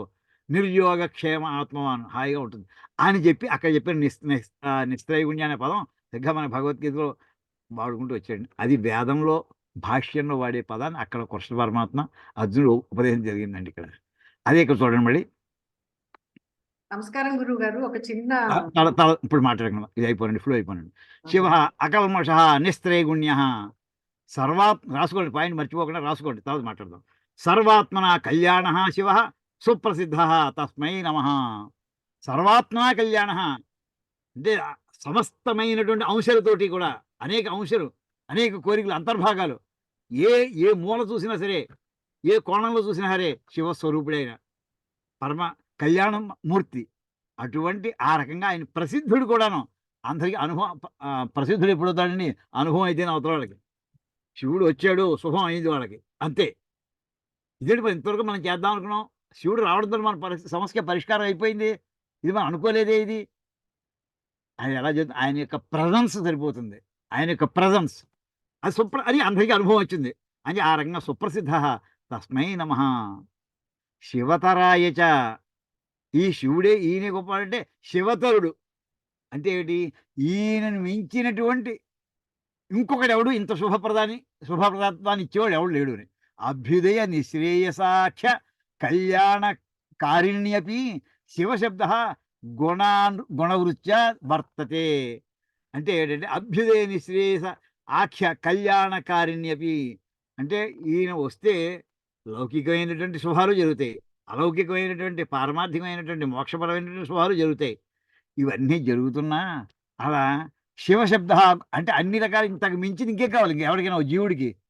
బతికున్నంతకాలం త్రిగుణాలతో ఉన్నంతకాలం ఈ లోకంలో సుఖంగా ఉండాలి, దేహం వదిలిపెట్టేసాక అక్కడ సుఖంగా ఉండాలి. ఓ స్వర్గాది లోకాలంటే అది కూడా సుఖంగా పొందు, అది కూడా కాదంటే మూడోది మోక్షానికి వెళ్ళిపో. అన్నీ ఇవ్వగలిగేటువంటి వాడు. అందుచేత శివతరుడు. తర అనే పదం ఏంటంటే కంపారిటివ్ డిగ్రీ అండి. అంటే ఇంకొకటి ఎవరికంటైనా సరే ఇంకోటి ఎవరైనా ఇచ్చేవాడు పోటీకి వస్తే ఈ ఇద్దరిలో ఎవరయ్యా గొప్ప శివుడు, గొప్ప అనుగ్రహానికి వచ్చిన నెంబర్ 1 నెంబర్ 2 ఈయనేనండి అంటే ఇంకొకటి ఎవరైనా పోటీకి చెప్పడం అంటూ జరిగితే ఈయనకి వస్తాయి మార్కులన్నీ కూడా. శివతరుడు ఈయన. అంటే ఈయన మించి అర్థాలు చెప్పాలంటే ఈయనని మించినటువంటి శుభప్రదుడు ఇంకోడెవడు లేడు అని అర్థం వస్తుందండి. అదేవిధంగా యథా శివ పంథా శివ అభ్యుపాయ. దీనికి ఎన్ని రకాలు? ఈ మార్గం శుభప్రదమైన మార్గం అయ్యా. అక్కడ శివము అంటే అక్కడ పవిత్రమైంది, శుభప్రదమైంది. శివ పంథా, ఈ మార్గం శుభప్రదమైంది, వెళ్ళు ఇలా వెళ్ళు. శివ అభ్యుపాయ, ఈ ఉపాయం ఏదైతే ఉంది చక్కటి ఉపాయం అయ్యా, ఇది అనుసరించు, నీ జీవితం నీకు శుభం అవుతుంది. ఇది తథా దేవ శివంకరత్వాచ, శుభాన్ని కలిగిస్తూ ఉంటాడు కనుక శివ ఇది. అందుచేత ఈయన శివుడు అంటారు. యథా అథర్వశిఖాయాం శివ ఏకోధ్యాయ. అథర్వశిఖ అనేటటువంటి వేదభాగం ఉందిటండి, అక్కడ మంత్రవాక్యం చెబుతున్నారు. శివ ఏకోధ్యాయ, శివుడు ఒక్కడిని ధ్యానం చేసుకో. శివంకర సర్వం అన్యత్ పరిత్యజ్య, మిగతా అన్ని వదిలిపెట్టేసి ఈయన్ని ధ్యానం చేసుకో, ఆయన నీకు శుభాలను ఇస్తాడు అని అంటూ ఇక్కడ వాక్యం చెప్తారండి. ఈ సందర్భంలోనే వెంటనే ఏది గుర్తుకొస్తుందంటే మనకి సప్తశతిలో ఇదే వాక్యం వస్తుందండి. ఒక్కడిని ఆ వాక్యం తీసి చదివి వినిపిస్తాను, అది స్కాన్ చేయలేదు.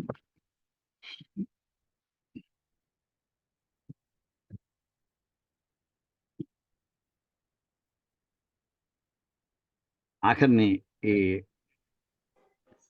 స్తోత్రాలన్నీ అవుతుండగా, లక్ష్మీ సూక్తం ఇవన్నీ అవుతూ ఉండగా అక్కడ అంటారండి,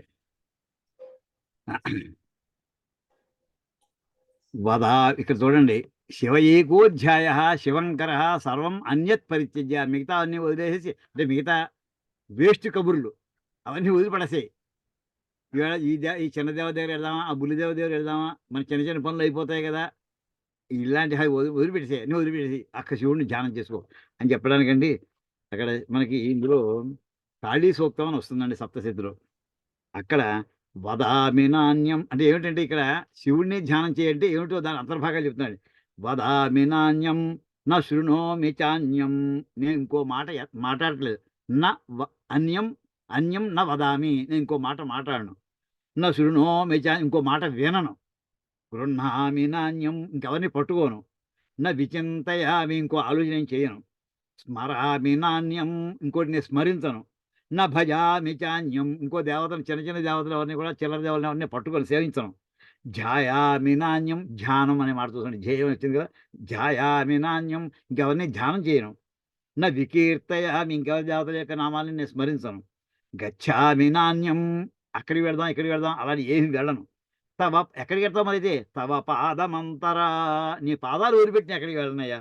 త్వాం సర్వయోనిం శరణం ప్రపద్యే, సమస్తమైనటువంటి బ్రహ్మాండాలకి కారణభూతుడైనటువంటి నిన్ను నేను శరణు కోరుకుంటున్నానయ్యా అంటూ ఆ రకంగా వర్ణించేటటువంటి వాక్యం ఇక్కడ నమ శివాయచ శివతరాయచ అనేటటువంటి పంచాక్షరీ మంత్రంతో ఉన్నటువంటి అపూర్వమైనటువంటి వాక్యం అంటిది. ఒక్కసారి రిపీట్ చేస్తారండి? ఏదండి? ఇది సప్తశతిలోది. సప్తశతిలో కాళీ సూక్తం అండి, ఇది కాళీ సూక్తం అండి. ఓకే. తర్వాత దానికి మహాభారతం ఏమనుంది? ఇదంతా భాష్యం చదువుతున్నాం, ఇంకా మిగతా వరలోకి వెళ్ళలేదు. సమేధయతి యన్నిత్యం సర్వార్థాన్ సర్వకర్మసు శివమిచ్చన్ మనుష్యాణం తస్మాద్దేవ శివస్మృత. సమేధయతి యన్నిత్యం, ఎవరైతే నిత్యము ఆ సర్వార్థాన్ సర్వకర్మసు, అన్ని కర్మల యందు కూడా అన్ని పనుల యందు కూడా ఎవరైతే పరమశివుడిని నిత్యము కూడా సమేధయతి మనస్సులో పెట్టుకుంటూ ఉంటాడో, ఎందుకోసం? శుభాన్ని కోరుకుంటూ. శివమిచ్చని, నాకు శివుడు కావాలంతే. మనుష్యాన శుభం కలగాలి అనుకుంటూ ఉంటాడో అతనికి అందుచేత శివుడు అని పేరు వచ్చింది. ఎవరిని గురించి సమస్తమైనటువంటి ఏమాత్రం తెలివితేటలు ఉన్నటువంటి వాళ్ళైనా సరే ధ్యానం చేస్తూ ఉంటారో, శుభమే కావాలని కోరుకుంటూ ఉంటారో, ఆ కోరుకోబడేటటువంటి వాడు శివుడని చెప్పబడతాడు అని చెప్పి తస్మాత్ దేవ శివస్మృత. ఈ మాట ఈ పదం ఇంక ఏ దేవుడికి లేదండి అసలు. ఇంద్రుడికి ఉందా, వరుణుడికి ఉందా, అగ్నికి ఉందా, ఇంకెవరికి లేదు. అంత శుభప్రదుడు అనమాట. అతిశయేన శివ శివంకర. ఇంకా ఇవ్వడంలో ప్రారంభించేవాడికి ఇంకా ఈ శుభాన్ని ఇవ్వడంలో కూడా ఏదో మామూలుగా మనకి ఏదో 1000 రూపాయలు ఇస్తే సరిపోతుంది అనుకుందాం అనుకోండి. అడగదు, ఓ 1,00,000 రూపాయలు పడదు మీద మీద ఇచ్చేసేడు వెళ్ళిపోవడం. ఇదికి నేను అడగలేదు కదా, తీసుకోరా అబ్బాయి. అతిశయేనా, ఎంత ఇస్తాడు ఆయనకి ఒళ్ళు తెలియకుండా ఇచ్చేస్తాడండి. ఈ మాటే నమ్మకంలో మళ్ళీ వస్తుంది, ఇంకా రాబోతుందండి. వికిరి దవిలోహిత నమస్తే అస్తు భగవః. ఆయన డబ్బు ఇవ్వడం ప్రారంభిస్తేటండి వెదజల్లుకుంటూ ఇచ్చేస్తాటండి.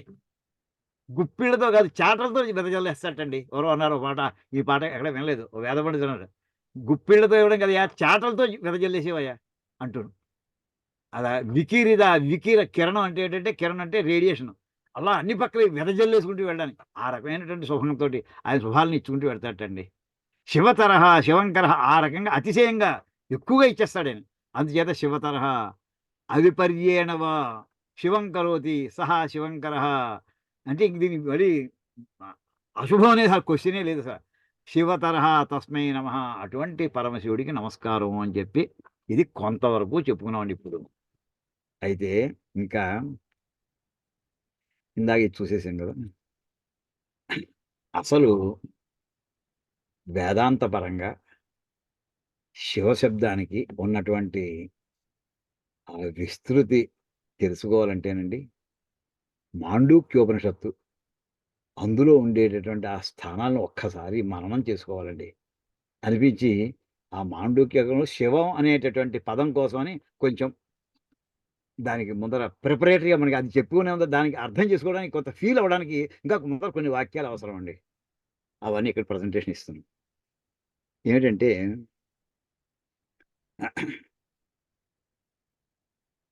మనం అందరికీ తెలుసున్న విషయమే, మెరుపుగా ఉంటాం, నిద్ర అవుతాం, శుభ్రంగా గాఢని ఒళ్ళు తిరిగి నిద్రలో కూడా వెళతాం. అయ్యి అక్కడి నుంచి మళ్ళీ కాసేపు నిద్ర అయ్యాక మళ్ళీ మెరుగులోకి వస్తాం. ఇలా ఈ 3 స్థానాల్లోనూ మనం తిరుగుతూ ఉంటామండి. దీన్నే మామూలుగా సంస్కృతం జాగ్రత్త అవస్థ, స్వప్నావస్థ, సుషుప్తి అవస్థ అంటారు. అంటే మెరుపుగా ఉండడం. అయితే ఈ మూడిట్లోనూ కూడా మనం కొంత తెలివితేటతో ఉన్నామండి. ఏ తెలివి లేని వాళ్ళం కాదు, మొద్దులం కాదు. కొన్ని విషయాలు తెలుసు మనకి. అయితే విశేషం ఏంటంటే మెరుగుగా ఉన్నప్పుడు ఉన్నటువంటి తెలివితేటలు వేరు, స్వప్న స్థితిలో ఉన్నటువంటి తెలివితేటలు వేరండి. కళ వచ్చినప్పుడు ఆ తెలివితేటలు వేరు. కళలు వచ్చినప్పుడు ఉన్నటువంటి తెలివితేటలు, ఇందాక మెరుగుగా ఉన్నటువంటి తెలివితేటలు, ఈ 2 రకాలు వేరు. గాఢ నిద్రలో వెళ్ళినప్పుడు ఉండేటటువంటి తెలివి కూడా ఒకటి ఉంది. తెలివి లేనివాడు కాదు అక్కడ, తెలివి ఉంది. అంచేత ఎవరో గట్టిగా తప్పుడు చేస్తే మెరుగులోకి వస్తాడు వాడు. అయితే అది లేకపోతే వాడు బయటికి రాలేడు. ఆ తెలివి ఇంకో రకం అండి. 3 రకాలండి. అయితే మన వాళ్ళు ఏం చెప్పారంటే ఈ 3 కాదు అబ్బాయి, 4వది కూడా ఒకటి ఉంది. దీనికి వీటి లక్షణాలు ఎలా ఎలా ఉంటాయి అని చెప్పుకొస్తూ జాగ్రత్త అవస్థలో, అంటే ఇది వేదాంతంలో ఉన్నా కానీ మనం యాక్చువల్లీ ఆలోచన చేస్తే చక్కటి విషయం అంతా ఇందులో వస్తుంది. జాగరిత అంటే మనకి ప్రజ్ఞ అనే పదం వాడుతూ ఉంటామండి. తెలివితేటలు, జ్ఞానం. మనకి తెలివితేటలు, మనకి ఈ విషయం నా ఎదుర్కొన్నప్పుడు స్క్రీన్ కనిపిస్తుంది. ఎలా కనిపిస్తుంది? నాకు కన్ను అనేటువంటి ఇంద్రియం ద్వారా కనిపిస్తుంది. లేదా కొంచెం వేడిగా ఉంది ఇక్కడ అని అన్నాను అనుకోండి, అది నా చర్మం యొక్క జ్ఞానేంద్రియంతో వస్తుంది.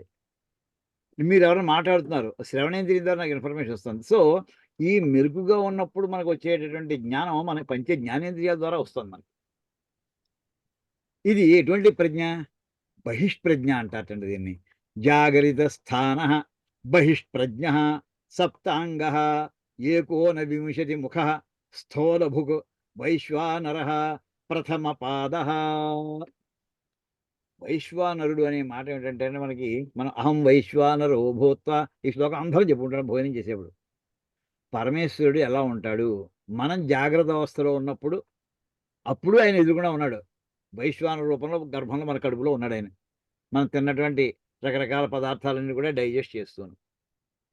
ఆయన అప్పుడు ఆ తెలివితేటలను ఏమంటారయ్యా, ఇది బహిష్ప్రజ్ఞ, జాగ్రత్త స్థాన, మెలకుగా ఉన్నప్పుడు బహిష్ప్రజ్ఞ, సప్తాంగ 7 భాగాలు ఉన్నాయి, ఏకోనవింశతి ముఖ. ఏమండి ఆ వైశ్వానరుడు అనే రూపంలో ఉన్నటువంటి దేవుడు అతను. లేకపోతే ఏమండి మనం తిన్నటువంటి భోజనం ఈ డైజెషన్ ప్రక్రియ మన మెడికల్ హాస్పిటల్లో మన డాక్టర్స్ డిస్కస్, ఎంత కాంప్లెక్స్ సిస్టమ్ అది. అది సెల్ లెవెల్ దాకా వెళ్ళి అక్కడ అది డైజెస్ట్ అవుతుందా, అక్కడి నుంచి మళ్ళీ కొంత ఏమో ఎక్స్క్రీట్ బయటకు రావాలా, ఎవరు తీసుకురాగలండి ఇది. సెల్ లెవెల్లో టిష్యూస్ ఎలా ఫామ్ అవుతాయి, ఆర్గాన్స్ ఎలా ఫార్మ్ అవుతాయి, అసలు భయంకరమైనటువంటి సిస్టమ్ అది. చాలా ఎంత కాంప్లెక్స్ అసలు. కొన్ని కోట్ల కంప్యూటర్లను కలిపి తయారు చేసినా కానీ బాడీ తయారవదు. ఇంత సైజులో చిన్న ఆప్టిమైజ్ సైజులో వచ్చేసింది అది. అంతకీ అధ్యక్షుడిగా ఉండి వైశ్వానరుడిగా ఉండి నడిపిస్తున్నాడు ఆయన. ఆయన ఏకోనవింశతి ముఖ, 19 ముఖాలు ఉన్నాయండి ఆయనకి. ఈ వైశ్వానరుడికి ఏమిటంటేట, పంచకర్మేంద్రియాలు, 5 కర్మేంద్రియాలు, 5 జ్ఞానేంద్రియాలు, 5 ప్రాణాలు, 3 5 15, తర్వాత మనో బుద్ధి చిత్త అహంకారాలు 4 అండి. ఈ 19 ఆయనకి అవకాశాలు. సార్ నేను క్లాసులో ఇంకా అవుతోంది, నేను చేస్తానండి. ఏమండి ఆయన స్థూల భుక్, ఈ 19 భాగాలతోటి విషయాన్ని గ్రహిస్తాడు అని అర్థం. స్థూల భుక్ అంటే ఈ స్థూల ప్రపంచం అంతా కూడా ఆయన భోక్త. ఆయన వైశ్వానర, అది ఫస్ట్ లెవెల్ అయ్యా, లెవెల్ 1. అది అయిన తర్వాత మనం కాసేపు పడుకుందాం పడుకుంటే వెంటనే పడుకున్న వెంటనే మంచం వాళ్ళని వెంటనే మనకి డ్రీమ్స్లోకి వెళ్ళిపోం. మగత నిద్ర ఉండి కాసేపు ఇంకా అది వింటూ ఉంటాం, టీవీ వార్తలు వింటూ ఉంటాం, కబుర్లు వింటూ ఉంటాం, మెల్లమెల్లగా నిద్రలో జారుకుంటూ ఉంటాం. అంటే అక్కడ కొంచెం మిక్స్ ఉంది, జాగ్రత్త స్థానం ఉంది. తర్వాత మెల్లగా నిద్రలో వెళ్ళాం. నిద్రలో వెళ్ళిన తర్వాత ఇంకా కలత నిద్ర ఉంటుంది, వెంటనే మనకి గాఢ నిద్ర రాదు. ఆ వెళ్ళిన తర్వాత అక్కడ మనకి డ్రీమ్స్ స్టార్ట్ అవుతాయి. ఆ డ్రీమ్స్లో ఉన్న దేవుడు ఎవరయ్యా, ఆయన స్వప్నస్థాన అంతఃప్రజ్ఞ, లోపల తెలివైన వాడు ఒక ఆయన ఉన్నాడు. ఆయన ఈ డ్రామా అంతా ఆడిస్తున్నాడు. ఆ డ్రామా చూస్తున్నాం. మనస్సు అనేటటువంటి సప్తాంగ ఏకోనవింశతి ముఖ, ఈయనకి 19 రకాల ముఖాలు. ప్రవివిక్త భుకు, ఈయన ఆ మనస్సు రకరకాల వస్తువులు జ్ఞాపకాలతోటి ఆ అనుభవాలన్నింటినీ అనుభవిస్తుండేది. అప్పుడు ఆయనకు ఇంకో పేరు ఉంది. ఆయన పేరు ఇప్పుడు వైశ్వానరుడు ఇందాక లెవెల్ 1కి, ఇది లెవెల్ 2లో తైజస, తేజో రూపమైనటువంటి ఆకారంలో ఉంటాడు ఈయన. చిన్న కాంతి, కళ్ళు మూసుకున్న చిన్న వాడి లోపల పొరలో వెలుగు కనిపిస్తూ ఉంటుంది. అది తైజస, తేజోరూపుడు. ఆయన మొత్తం ఈ శరీరం ద్వారా, మనస్సు ద్వారా ఎంతసేపు నిద్రపడితే 6 గంటలు పడుకుంటే అందులో 4-5 గంటల సేపు దానికే పోతుంది. డిస్టర్బ్డ్ స్లీపే. కొంత మెరుగు వస్తూ రాకుండా ఉండడం కాదు, నిద్రలో కళల్లో వెళ్ళిపోతాం. ఇది 2వ రకం తెలివితేటలండి. ఈ పడుకున్నప్పుడు నిద్ర పట్టాక కళ వస్తున్నప్పుడు పక్కన ఎవరు పడుకున్నారో మనకి ఏమైనా తెలుస్తోందా? తెలీదు. మనం ఏం చేస్తున్నామో తెలుసునా? మన బాడీ మనకు తెలుసునా? తెలీదు. అక్కడ ఏమైపోయిందంటే అర్థం అండి, మన ఇల్లు, ఈ హౌస్కి నేను ఓనర్ అనుకోండి, హౌస్ ఓనర్ని. ఈ హౌస్ ఓనర్ ఎంతసేపు అయ్యా అంటే, నువ్వు మెరుగ్గా ఉన్నంతసేపే అబ్బాయి, నిద్రలోకి వెళ్ళావు నువ్వు కాదు. నువ్వు అనేది బాడీ కాదని గుర్తెట్టుకోండి ముందర. సెకండ్ లెవెల్ వెళ్ళేప్పటికి నువ్వు బాడీ కాదు, అసలు నువ్వు మనస్సు అయిపోయి అక్కడ ప్రధానంగా. నీ ప్రాపర్టీస్ కానీ, నీ బంధుత్వాలు కానీ లేవు, కట్ ఆఫ్ అయిపోయాయి.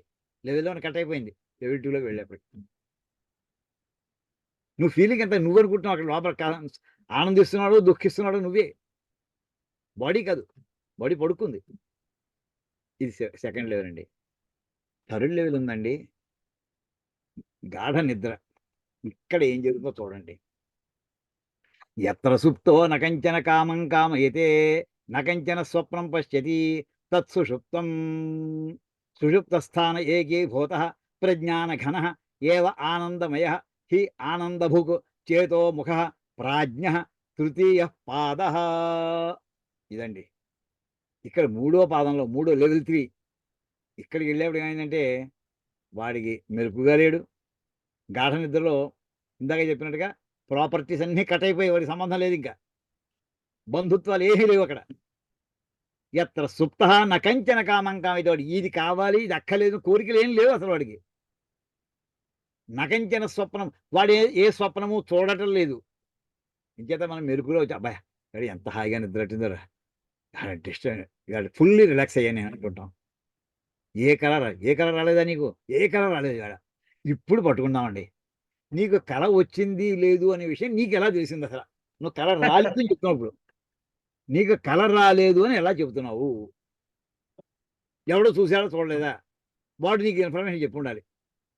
ఉదాహరణకి పల్లెటూళ్ళలో ఎప్పుడు చెప్తుంటాను, ఇదే ఉదాహరణ చెప్తుంటానండి. చిన్నప్పుడు ఏదో ఇంట్లో సెలవులో ఇంట్లో కూర్చున్నాం అనుకోండి, మా మదరు ఏ వడియాలు చాటలో పెట్టి ఎండలో పెట్టి ఆవిడ తన పని స్నానం చేయడానికి వెళ్ళేది అనుకోండి. ఇది అందరిలో జరిగే కొత్త విషయం కాదు. ఏదో అది కాకపోతే వడియాలు కాకపోతే ఇంకోటి, రే అబ్బాయి కాకులు ఏదైనా రాకుండా చూడరా అబ్బాయి అని చెప్పి ఆవిడ పనిలోకి వెళ్ళిపోయింది. కాకులు పిల్లులు అవన్నీ పల్లెటూరులో కాకు ఇవన్నీ పెద్ద ప్రాబ్లం ఉండి అక్కడ. కాసేపు అరగంట పావుగంట పోయిన తర్వాత ఆవిడ వచ్చిన తర్వాత ఏమైనా వచ్చే ఏం రాలేదమ్మా అంటే అక్కడ నా స్థానం ఏంటి, నా రోల్ ఏమిటి? కాకులు ఏమైనా వచ్చాయా రాలేదా అనేది చూసే ఒక సాక్షిని నేను.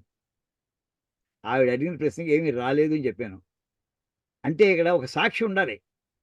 అదే రకంగా నాకు ఏ కళ రాలేదు అని నువ్వు అన్నావంటే నువ్వు సాక్షిభూతివా, సాక్షిగా ఉన్నావా, లేదా నువ్వు కళ రానటువంటి వాడిగా ఉన్నావా? అక్కడ ఇద్దరు ఉన్నారండి. గాఢ నిద్ర ఒకడు, బాగా నిద్ర అవుతున్నాడు ఒకడు, వాడు నిద్ర అవుతున్నా నిద్ర పోకుండా ఉన్నాడు ఇంకోటి ఎవడో ఉండాలి. వీడు నిద్ర అవుతున్నాడు, వీడికి ఏ కళ రావట్లేదు, ఏ కళ వస్తుంది రావట్లేదు అని చూసేవాడు ఇంకొక ఆయన ఉండాలి అక్కడ. వీడు ఎప్పుడైతే మెరుగు వస్తుందో ఈయన ఈ రెండు ఆయన నిద్ర పోనేవాడు ఉన్నాడు సరే, ఆయన ఒరే ఇందాక నీకేం కళ రాలేదురా, ఆ మాటే మనం బయటకు వచ్చి నాకు ఏ కళ రాలేదుండోయ్ అంటుంటాం మనం.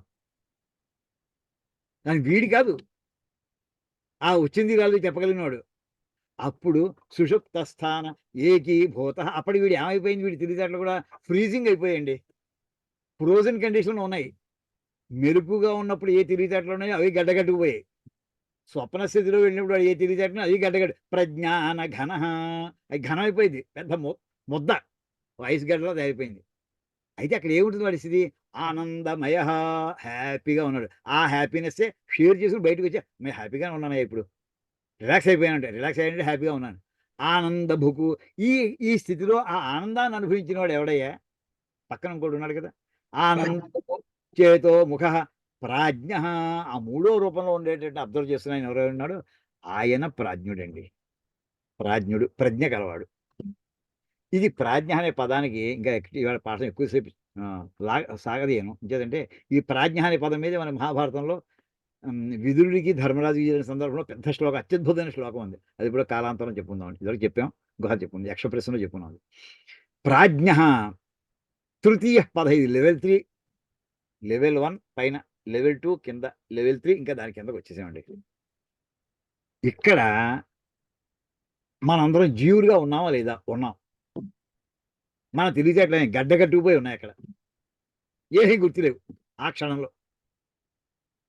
మనం కాకుండా ఒక అబ్జర్వర్ ఉన్నాడు, నా బాడీలో ఒక అబ్జర్వర్ ఉన్నాడు, మీ బాడీ ప్రతి వాడికి ఉంటాడు. ఆయన ఇలా ఒక్కొక్కడికి ఒక్కొక్క అబ్జర్వర్ ఉంటాడా? అది అబ్జర్వర్ మొత్తం అందరికీ కలిపి ఒకడే ఉంటాడా?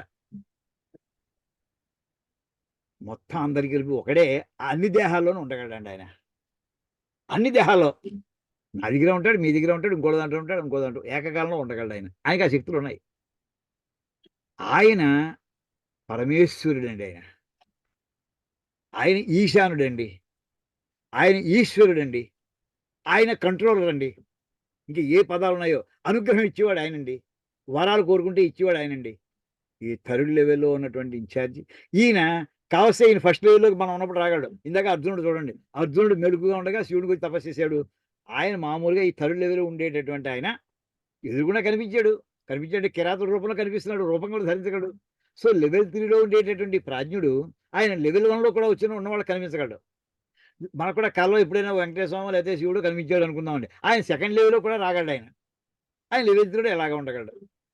ఆయనకు ఉన్నటువంటి విశేష లక్షణాలు ఇవ్వండి. ఇక్కడ దీని మీద మనం చెప్పుకునేప్పుడు ఈ శ్లోకం మంత్రం వినండి, అందరికీ తెలుసు. ఈశాన సర్వ విద్యానాం ఈశ్వర సర్వభూతానాం బ్రహ్మాధిపతిర్బ్రహ్మణోధిపతిర్బ్రహ్మ శివో మే అస్తు సదా శివో. ఇందాక మనం శివపదం కోసం ప్రారంభించామండి, జ్ఞాపకం ఉంచుకోండి, దారి తప్పిపోలేదు. ఈ శివపదం కోసం వచ్చామండి. ఇక్కడ ఈయన శివుడు. ఆయన ఎటువంటి వాడైనా ఈశాన సర్వ, ఈశాన మొత్తం హోల్ యూనివర్స్ అంతా కూడా కంట్రోలర్ అంటే అందరికి కంట్రోల్ చేసేవాడు. ఆయన ఆ అధికారాన్ని ఈ మహావిష్ణువు ఆజ్ఞయా ప్రవర్తమానసి, ఆయన ఆజ్ఞని ధిక్కరించి వెళ్ళగలిగినట్టు ఎవడు సృష్టిలో ఏ క్రిమి ఉండదు, వెళ్ళలేరు. అటువంటి దాన్ని ఈశానత్వం అంటారు. అటువంటి ఈశానుడైన సర్వ విద్యానాం, సమస్త విద్యలకి కూడా ఆయన కంట్రోలర్. అని ఎన్ని తెలివితేటలు, విద్య అంటే తెలివితేటలు అని పెట్టుకోండి, అన్ని రకాల తెలివితేటలకి కూడా ఆ తెలివితేటలు ఉంటేనే ఆ పని చేయగలుగుతుంటాడు. ఈశ్వర సర్వభూతానాం, సమస్త జీవుడికి కూడా ఈశ్వరుడైన, ఐశ్వర్య ప్రదాత ఈశ్వరుడు అంటే ఇందాక చెప్పినటువంటి కంట్రోలర్ కూడా ఆయన. బ్రహ్మాధిపతి, వేదానికి అధిపతి అయిన, బ్రహ్మణ అధిపతి, బ్రహ్మవేత్తలకి అధిపతి బ్రహ్మ, ఆయనే బ్రహ్మ, ఆయనే శివ. మే అస్తు సదాశివోం, ఆ పరమశివుడు నాకు సదా ఎల్లప్పుడూ శివుడుగా ఉండుగాక. ఇక్కడ వర్ణిస్తున్న మంత్రం థర్డ్ లెవెల్లో ఉండేటటువంటి పరమేశ్వరుని వర్ణన అవుతుంది. అయితే 4th లెవెల్ అవుతుందండి. ఇంతవరకు ఇందాక జీవులు మనంతా కూడా రెసిపియంట్స్మే, ఆయన ఇచ్చేవాడు, మనం పుచ్చుకునేవాళ్ళమే. మనం ఎవరికి ఇవ్వగలిగిన స్థాయి మనకి అలాంటి అనుగ్రహం మనకేం ఆ చేత కాదు అది. కానీ 4th లెవెల్కి వెళ్ళేప్పుడు ఏమవుతుంది తెలుసునండి, అక్కడ మనం విడివిడిగా ఉన్నాం. థర్డ్ లెవెల్లో ద్వైతం ఉందండి. ప్రతివాడు నేను వేరు, నా పక్కవాడు వేరు, నా ముందరవాడు వేరు, నా వెనకాల వాడు వేరు, వేరు వేరు వేరు అంటూ నేను భాగంలో ఉండేటండి ఆయన అందరినీ చూస్తున్నాడు. ఆయన ఇక్కడికి వచ్చేప్పటికండి యాసిడ్లో పడిపోయినటువంటి మెటల్స్ అన్ని కూడా కరిగిపోతాయండి. ఇది ఇది ఇది అది అది ఇది రకం, ఈ రకం వేరు, ఆ రకం వేరు, అలా ఉండదు. దాన్ని మెల్ట్ చేసి పడేస్తుంది. అలాగా ఈ 4th లెవెల్ ఏదైతే ఉందో దాని గురించి అత్యద్భుతమైన వాక్యం అండి. ఇది మీకు ఓపిక ఉంటే కంఠస్థం చేయండి. ఇది అనుభూతికి మీరు ప్రయత్నం చేయండి. రోజు ఒక్క పదాన్నైనా సరే, ఈ ఏడాది మనకి ఈ వయసులో రావడం కష్టం అనుకోకండి, ఏం పర్వాలేదు. ఒకసారి చదివి వినిపిస్తాను చూడండి, ఎంత గొప్ప వాక్యం అండి. మనకు మాండూక్యోపనిషత్తులో ఇచ్చినటువంటి పరమశివుని వర్ణించినటువంటి వాక్యం అండి ఇది. ఇక్కడ చూడండి, నాంతః ప్రజ్ఞం న బహిష్ప్రజ్ఞం నోభయతః ప్రజ్ఞం న ప్రజ్ఞానఘనం న ప్రజ్ఞం నా ప్రజ్ఞం అదృష్టం అవ్యవహార్యం అగ్రాహ్యం అలక్షణం అచింత్యం అవ్యపదేశ్యం ఏకాత్మ ప్రత్యయసారం ప్రపంచోపశమం శాంతం శివం అద్వైతం చతుర్థం మన్యంతే స ఆత్మా స విజ్ఞేయః. అక్కడ ఉండేటటువంటి శివస్వరూపుని వర్ణిస్తున్నాడు. నిర్గుణ పరబ్రహ్మ స్వరూపుడైనటువంటి శివుణ్ణి ఇక్కడ వర్ణిస్తున్నారండి. చతుర్థం మన్యంతే, 4వది ఒకటి ఉందని అనుకుంటూ ఉంటారు. దాన్ని ఏమిటయ్యా అది, సహా ఏమిటయ్యా అది, సహా ఆత్మ, అదయ్యా తెలుసుకోవాల్సినటువంటిది. దాని లక్షణం ఏమిటయ్యా, శివం అన్నారండి. ఇది అత్యంత పవిత్రాతి పవిత్రంలో ఇంకా పవిత్రత ఇంకా ఉంటే ఇంకా హద్దులు లేనటువంటి పవిత్రం అది. ఎటువంటి ఇంకా అక్కడ ఏమైనా ఇంకా ఇంకా వాళ్ళ పక్కన ఎవరన్నా ఉన్నారా జీవులు, ఎవ్వరూ లేరు. అద్వైతం, రెండో వాడనే వాళ్ళు, అమ్మవారు కూడా లేదు అక్కడ, అది కూడా కలిసిపోయింది వాళ్ళు ఆయనలో, ఎవరు లేరు ఆయన తప్ప. అలా ఎలా ఉంటుంది ఆ స్థితి, శాంతం, సంపూర్ణ శాంత స్వరూపుడయ్యా. మరి ఇంకా ఈ పూట టిఫిన్ అయిందా, కాఫీ, ఏ గొడవలు, ప్రపంచంలో వాడేవాడు రాజు, ప్రధానమంత్రి ఎవడు, ఏమి ఉండవు. ప్రపంచోపశమం, ఈ ప్రపంచం పూర్తిగా అది అంతర్ధానం అయిపోతుంది. అసలు ప్రపంచం ఉండదు. ఇంకా రాయకులు ఎక్కడ, రాజులు ఎక్కడ, మంత్రులు ఎక్కడ, ఎవ్వరు ఉండరు అక్కడ. తాను తప్ప, ఆనందం తప్ప ఇంకే ఉండదు. ఇంకా ఎటువంటిది, ఏకాత్మ ప్రత్యయసారం, ఒకటే ఆత్మ, ఉన్నదంతా ఒకటే. ప్రత్యయం అంటే జ్ఞానం, ఒక్కటే ఉన్నది అక్కడ, ఒకటే, రెండోది లేదు అసలు. మంత్రం వేరు, మంత్రం చదివేవాడు వేరు, మంత్రం చేత పొగడబడేటటువంటి స్తోత్రం చేయబడి దేవత వేరు, ఏమీ లేవు అక్కడ. కలిసిపోయాను నేను, ముద్దయిపోయాయి. ఎందులో కలిసిపోయాయి, ఓంకారంలో కలిసిపోయామండి. ఓంకారం పెద్ద యాసిడ్ లాంటిది, అన్నింటినీ కలిపిస్తున్నది.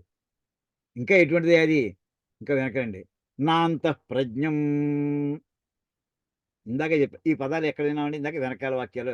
అంతఃప్రజ్ఞం అంటే స్వప్న స్థితి. ఇది స్వప్న స్థితిలో ఉన్నటువంటి తెలివితేటలు కాదు ఇది, ఇప్పుడు ఇక్కడ ఉన్నటువంటి తెలివితేటలు. ఇది ఎటువంటిది, జ్ఞానం. ఈ జ్ఞానం ఎటువంటిది, ఇది ఇందాక స్వప్న స్థితిలో వచ్చిన జ్ఞానం, అదే దాన్నే ఇది అనొచ్చా, లేదు అనడానికి. నా అంతఃప్రజ్ఞం, నా అంటే స్వప్న స్థితిలో నీకు ఉన్నటువంటి ఏ తెలివైతే ఉందో, ఏ జ్ఞానం, అది కాదు ఇది. పోనీ మెరుగుగా ఉన్నప్పుడు, నా బహిష్ప్రజ్ఞం, మెరుగుగా ఉన్నప్పుడు నాకు ఉన్నటువంటి తెలివితేటలు, ఇంద్రియాల ద్వారా వస్తున్న విషయాలు, జ్ఞానంతో ఏదైతే వస్తుందో అది అందామా, కాదయ్యా. బహిష్ప్రజ్ఞం నా, అది కాదు. పోనీ నిద్ర మెరుగుగా ఉన్నటువంటి వాళ్ళకి నిద్రలో జారుకుంటూ ఉంటే రెండు ఉంటాయి. కాసేపు కొంత మగత నిద్ర అంటాం. ఆ మగత నిద్రలో ఉన్నప్పుడు కాస్త కొంత మెరుగు, కొంత నిద్ర, రెండింటి యొక్క సంబంధం అందాము. పోనీ ఉభయత ప్రజ్ఞ నా, రెండు రకాలు కలిసినటువంటి సంధికాల ఆ జ్ఞానం కూడా కాదయ్యా ఇది. పోనీ సుషుప్తిలోకి వెళ్ళిపోతే అక్కడ ఏమన్నా ప్రజ్ఞానఘనం ఉన్నామండి. ఫ్రీజింగ్ అయిపోయింది, తెలివితేటలు గడ్డగట్టేసి అని చెప్పాం, పెద్ద బండరాయిలా ఉంది తెలివితేటలు, ఏం ఆలోచన లేదు. అలాంటిదన్నా నా అది కూడా కాదయ్యా. ప్రజ్ఞానఘనం నా అంటే ఇది స్వప్న స్థితిలో ఉండేటువంటి తెలివితేటలు కాదు, జాగ్రత్త స్థితిలో ఉండేటటువంటి తెలివితేటలు కాదు, తర్వాత పోనీ సుషుప్తి అవసరం ఉండేటువంటి తెలివితేటలు కూడా కాదు. అసలు తెలివితేటలు ఉన్నాయంటారా? నా ప్రజ్ఞం ఏమో తెలివితేటలో ఇంకేమిటో నాకు చెప్పలేకపోతున్నానయ్యా. పోనీ అలా ఏ తెలివితేటలు ఏమో అసలు అలా ఏం కాదు. నా అప్రజ్ఞం ఏ తెలివితేటలు లేకపోవడం కూడా కాదు అది. ఇంకా పోనీ నేను చూడగలనా? నువ్వు చూడలేవు. అదృష్టం నిర్గుణ పరబ్రహ్మాన్ని చూసే అలా ఆ అవకాశం లేదు అసలు. అదృష్టం కనిపించదు. పోనీ నోటితో పలకచ్చా? అవ్యవహార్యం వ్యవహరించడానికి వీలైనటువంటి స్థితి కాదే అది. ఓ స్వీట్ తిన్నామండి, చాలా బాగుందంటాం. ఆ స్వీట్ని వర్ణిస్తారు మీరు, బాగుంది బాగుందని. ఆ రుచిని ఎలా మీరు ఎక్స్ప్లెయిన్ చేయగలుగుతారు పక్కవాడికి? అది అనుభవించాల్సిందే. అవ్యవహార్యం మాటలతో చెప్పడానికి వీలేదు. అంచేతనే యతో వాచో నివర్తతే, వాక్కులు ఎక్కడైతే చేరలేవో, చేరినా అది మేము చెప్పలేక తిరిగి వచ్చేసేయని చెప్పేసేవో వాక్కులన్నీ కూడా, వేదవాక్కులన్నీ కూడా. ఆ స్థితి అయింది. చేత్తో పట్టుకోవచ్చా? అగ్రాహ్యం చేత్తో గ్రహించడానికి, పట్టుకుంటే దొరికే వస్తువు కాదు ఇది. అసలు దానికంటూ రూపం ఏమైనా ఉందా? లక్షణాలు ఏమైనా ఉన్నాయా? అలక్షణం, దాని లక్షణాలు ఏం లేవయ్యా. ఈ రకమైన ఫలానా చోట హనుమంతుడు సీతాదేవి కోసం వెతుకుతున్నాడండి. శ్రీరామ్ కొంత వర్ణించాడు, ఇలా ఉంటుంది అలా ఉంటుంది, ఈ ఆభరణాలు కట్టుకు వెళ్ళింది, ఈ చీర కట్టుకుని చెప్పాడు ఆయన. అది లక్షణాలు. ఈ లోపల శివమకి అలక్షణం, ఈ గుర్తుని లేదు ఆయనకి. పోనీ ఇవి మాటలతో చెప్పలేనయ్యా, కళ్ళతో చూడలేనయ్యా, మనసుతోటి ఊహించగలనేమో లేదు. అచింత్యం, నీ ఊహకు మనసు కూడా అందదయ్యా. అప్రాప్య మనసా సహా, మనస్సుతో సహా చెప్పలి జారలేక తిరిగి వచ్చేసింది మనసు కూడాను. పోనీ ఇదని ఎవరైనా మహానుభావులు పెద్దవాళ్ళు ఎవరైనా ఇదిరా అబ్బాయి, ఓ దక్షిణామూర్తి లాంటి వారి దగ్గరికి వెళ్ళి మహర్షులందరూ కూడా ఏవో సమస్యలు ఉన్నాయని మహర్షులందరూ వెళ్ళి కూర్చున్నారు, ప్రశ్నలు అడుగుదామని కూర్చున్నారు.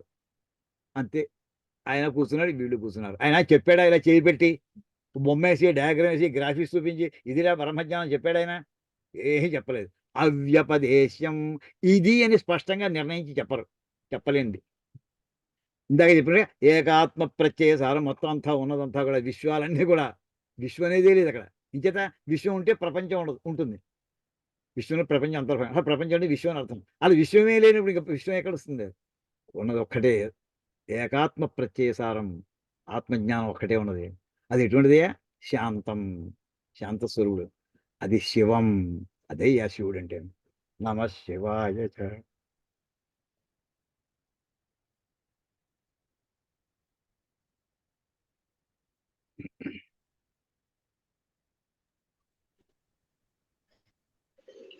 అద్భుత అనుభూతి అండి గురువు గారు. అద్వైతం రెండోది లేదు. చతుర్థం మన్యంతే, దీన్ని నాలుగోది అంటుంటారయ్యా. స ఆత్మ, అది ఆత్మస్వరూపం, అది ఆత్మజ్ఞానం, అది శివుడు అంటే.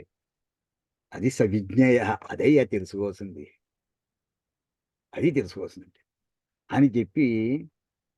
అయితే ఇక్కడ ఇంతలా తీసుకొచ్చిన తర్వాత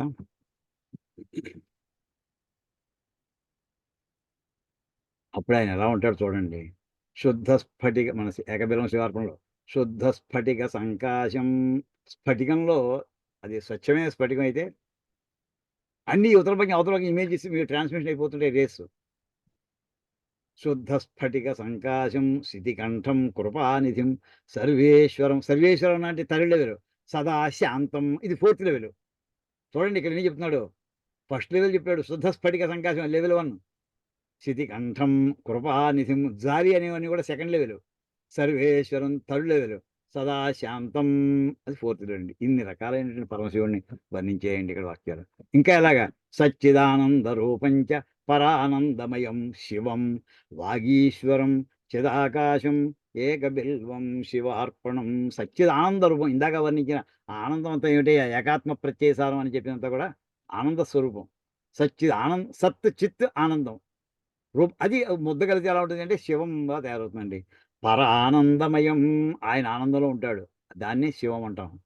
అది ఆయన వాగీశ్వరం. ఇందాక వాగ్యం ఈశాన సర్వ విద్యానం అనసర సర్వవాక్కులకి ఆయన అధిపతి. వాక్ అంటే ఇది మనం ఉపన్యాసం ఇస్తామని కాదండి. ఏదైనా ఆయన కనిపిస్తే స్తోత్రం చేద్దాం, ఒక మాట అందామంటే ఆ మాట ఆయన చెప్పింది మాటే. నా సొంత మాట ఏముంది అసలు ఎవరిది అని ప్రతి వాడికి. చిదాకాశం చైతన్య స్వరూపుడు, అంత సర్వవ్యాపి అయినటువంటి ఆకాశం అంటే సర్వవ్యాపి. అది చైతన్యమే సర్వవ్యాపి అయిపోయింది. అటువంటి పరమశివుని అనుగ్రహం పొందడానికి ఏకబిల్వం శివార్పణం.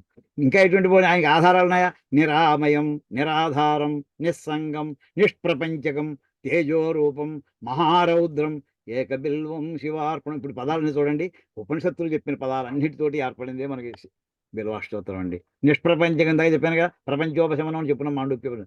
నిస్సంగం, ఆయనకి ఎవరితో సంబంధం లేదు. నిరాధారం, దేని మీద ఆధారపడ్డాయి. నిరామయం, ఆయన ఏ రకమైన బాధలు లేవు. తేజోరూపం, మహారౌద్రం, ఇవన్నీ కూడా మనకి ఉపనిషత్తులో ఉండేది. ఎక్కడెక్కడ ఇంకా చూడండి. ఇంకాను శివం, శాంతం, పదాలన్నీ అవే అవే మళ్ళీ రిపీట్. అంటే ఆ స్థితిని వాళ్ళ అనుభూతి పొంది అదే మళ్ళీ రాసేసారండి. శివం, శాంతం, ఉమానాథం, మహాధ్యానపరాయణం, జ్ఞానప్రదం, కృత్తివాసం, ఏకబిల్వం శివార్పణం, నిధనేశం, ధనాధీశం, అపమృత్యు వినాశనం, లింగమూర్తిం, అలింగాత్మం. ఈ అలింగాత్మ అనే పదం ఏంటి తెలుసునా అండి? లింగమూర్తి అంటే లింగం, శివలింగాకారంలో ఉన్నవాడు. అలింగాత్మం, అది ఏ రూపం లేదు. అది ఇందాక అలక్షణం అన్నాను చూసారా? ఏ లక్షణం చెప్తావు? హనుమంతుడు ఇలా ఉంటాడు, సీతాదేవి అలా ఉంటుంది, శ్రీరాముడు ఇలా ఉంటాడు, ఏవో కొన్ని కొండ గుర్తులు చెప్పొచ్చు. ఈయనకి అలింగాత్మం, ఏ గుర్తు చెప్పలేవయ్యా, ఎవడు చెప్పలేడు. ఈ మాటకి సరిగ్గా అక్కడ ఏంటంటే అలక్షణం అనే మాట అండి. ఇది పర్యాయ పదం. అది ఏకబిల్వం శివార్పణం అంటే చివరికి ఏంటంటే త్వన్నామ కీర్తనం తద్వత్ తవ పాదాంబు యఃపివేత్ జీవన్ముక్తో భవే నిత్యం ఏకబిల్వం శివార్పణం. అంచేత నీ నామాన్ని నేను కీర్తన చేసుకుంటూ ఉంటానయ్యా, అభిషేకం చేసుకున్నా, నీ తీర్థాన్ని నేను సేవిస్తూ ఉంటానయ్యా. దీనివల్ల నేను జీవన్ముక్తుడిని అవుతానయ్యా, లెవెల్ 4లోకి ఉంటానయ్యా. అలా ఉండేట్లా నన్ను దీవించవయ్యా అని ప్రార్థించుకుంటూ నమ శివాయ, నమ శివాయ చ శివతరాయ చ అనుకుంటూ ఈ భాష్యాన్ని ఈ పూట ఇక్కడికి ఆపుకుందాం అనిపిస్తుందండి.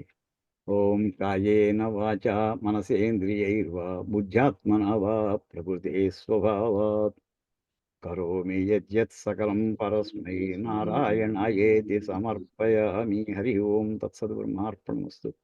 శ్రీ సీతారామార్పణమస్తు. ఓం తత్సత్. అద్భుతం అండి ఇవాళ. అమ్మాయి మాట్లాడబోతున్న గమని ఆపేనమ్మా, ఏమనుకోకండి, క్షమించండి. ఇప్పుడు అయ్యో మాట్లాడండి. గురుగారు, బా, చెప్పండి. అద్భుత అనుభూతి. మీరు అలా అనకండి. యాక్చువల్ గా గురుగారు, నా దగ్గరికి పిల్లలు వస్తారు భగవద్గీత నేర్చుకోవడానికి రోజు ఈవినింగ్ 6 to 6:30.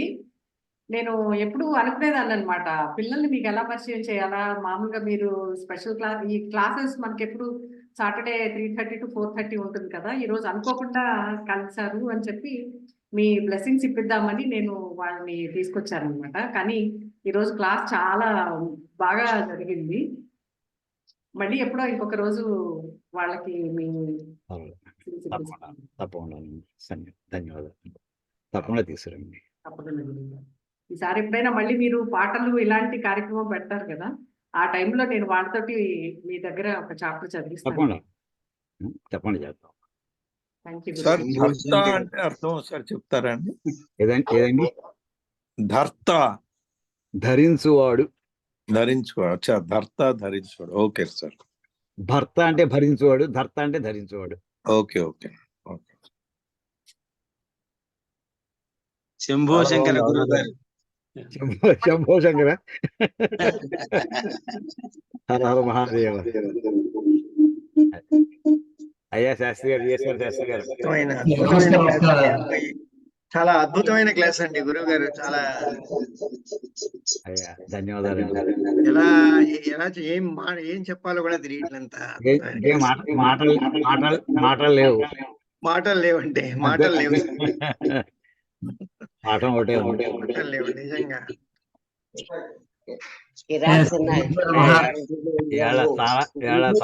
చాలాసేపు తీసుకున్నాను. చాలా అద్భుతమైన క్లాస్. అంటే నాకు భయం ఏంటంటే మళ్ళీ ఇంకో 2-3 వారాల దాకా మళ్ళీ నాకు అవకాశం ఉండదేమో అని భయం వేసింది. 2-3 వారాలండి. అందుకోసం అన్ని కార్యక్రమాలు వరుసగా ప్యాక్డ్గా ఉన్నాయి. ఇది మధ్యలో ఈ అనువాకాన్ని మధ్యలో ఆపేయడం ఇది ధర్మం కాదనిపించింది. అంటే ఈవేళ కొంచెం ఎక్కువసేపు అయినా సరే 2 క్లాసులు పెట్టు, 3 క్లాసులు పెట్టు. ఈవేళ చాలా అద్భుతం చాలా. ఈవేళ చాలా సంతోషం అండి. అదే మీ నమస్కారం వస్తుందా లేదా అని చూస్తా, ఈ రోజు వస్తుందా లేదా అనుకున్నాను, అయిపోయింది. అది మన ఇష్టమా? ఆ ఎందాక చూడండి వాళ్ళు ఎవరో వచ్చి కూర్చున్నారు. అయ్యో చాలా అద్భుతం. ఇది మనకు తెలియదు. అద్భుతమైన అదే అనుభూతి కూడా. అంటే మనకి ఆయన సాక్షాత్కారం వచ్చేసి కూర్చుని వెళ్ళిపోయాడు ఆయన. ఇంకా ప్రత్యక్ష నిదర్శనం అండి అంతకంటే. ఇంతకని ఇంకేం కావాలి? క్లాస్ ఇంతకంటే ఏం అవసరం లేదంటే అసలు. క్లాసు మధ్యలో వచ్చేసి వెళ్ళిపోయాడు ఆయన పరోక్షంగా. అలాగే. అదే. గురుగారు మాకు కూడా ఈరోజు శంభుడి అనుగ్రహమే గురుగారు. మా పిల్లలందరికీ మీ వాయిస్ వినిపించారు, మిమ్మల్ని చూశారు. అవునమ్మా, ఇందాక చూశాను. ఎవరో మీ పక్కన ఎవరో కూర్చున్నారు, చూశాను నేను. అవును గురుగారు. చూశాను శంభుడి వాళ్ళని. అనుగ్రహమే వాళ్ళకి ఈ రోజు. పోన్లేండి, అందరికి అదృష్టవంతులు. శంకరుడు శంభుడు చాలా బాగా చెప్పారు గురుగారు. శివుడు ఒకటి. శివుడు సంగతి ఏమిటి? శివుడు శివతారాయ. ఇంకోటి విడివిడిగా ఉంటాయని తెలియదు బాబయ్య. ఇంకొక మాట, శివుడి గురించి, శంభు గురించి, శంకర్ గురించి ఇంకొక మాట ఎవరైనా ఇంకొక మాట చెప్తానమ్మా. ఇంకొక మాట చెప్తాను. ఓకే. శివ అనే శబ్దానికి అది పుల్లింగ శబ్దంలోనూ ఉంది, నపుంసకలింగంలోనూ ఉంది. పుల్లింగ శబ్దంలో చెప్పినప్పుడు శివ అని వస్తుంది, నపుంసకలింగంలో వచ్చినప్పుడు శివం అని వస్తుంది. నపుంసకలింగం అనేప్పుడు అంటే పరబ్రహ్మాన్ని ఎప్పుడు కూడా నపుంసకలింగం అంటే అది కర్త కాదు, అంటే చేతకానిదా, ఇంపార్టెంట్ అని అర్థం వస్తుందా? కాదు, వీటంటే అతీతమైనటువంటిది అని చెప్పడానికి. అక్కడ శివం అని వాడే కదా, శివ వాడలేదు, గుర్తెట్టుకోండి. ఇందాక చెప్పిన శివం శివం అని వస్తుంది. అది పరమాత్మ, నిర్గుణ పరబ్రహ్మ అని చెప్పేప్పుడు శివంలో వాడతారు, సగుణ రూపంలో చెప్పేప్పుడు శివ అని వాడతారు. అంతవరకు నాకు అర్థమైంది, అలా అనిపించిందండి. చిన్న భేదం. శాస్త్రి గారు చెప్తాను, అవునో కాదో. నమస్కారం అండి. శ్రీ గురుభ్యో నమః. నమస్కారం, చెప్పండి. నేను ఒక 4-5 సంవత్సరాల క్రితం రుద్రాధ్యాయం నేర్చుకున్నానండి ఒకళ్ళ దగ్గర. అయ్యా, ఆయన ఈ నమ శంభవేచ మయోభవేచ నమ శంకరాయచ మహేశ్వరాయచ నమ శివాయ చాలా ఈ 6 పదాలని పాశుపత మంత్రంగా చెప్పారండి ఆయన. అవునండి. పాశుపత మంత్రాన్ని ఈ ఉపాసన లాగాను పూజలోను వాడతారని చెప్పారన్నమాట. పాశుపతంలో చాలా రకాలు ఉన్నాయండి, సంపుటికి, అందులో ఇది ఒకటి. ఓకే.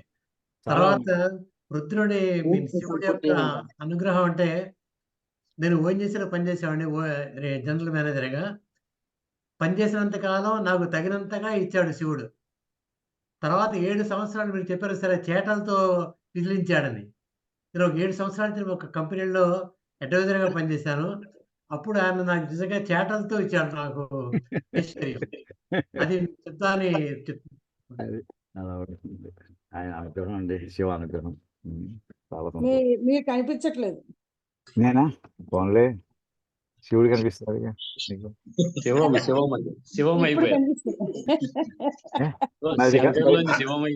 మరి కలుద్దాం అండి. అందరిలోని శివుణ్ణి నింపేశారు. హాయిగా విశ్రాంతిగా కలుద్దాం మరి. నమస్కారం అండి. నమ శివాయ చ శివతరాయ చ హరి బ్రహ్మార్పణమస్తు, శ్రీ సీతారామార్పణమస్తు. ధన్యవాదాలమ్మా.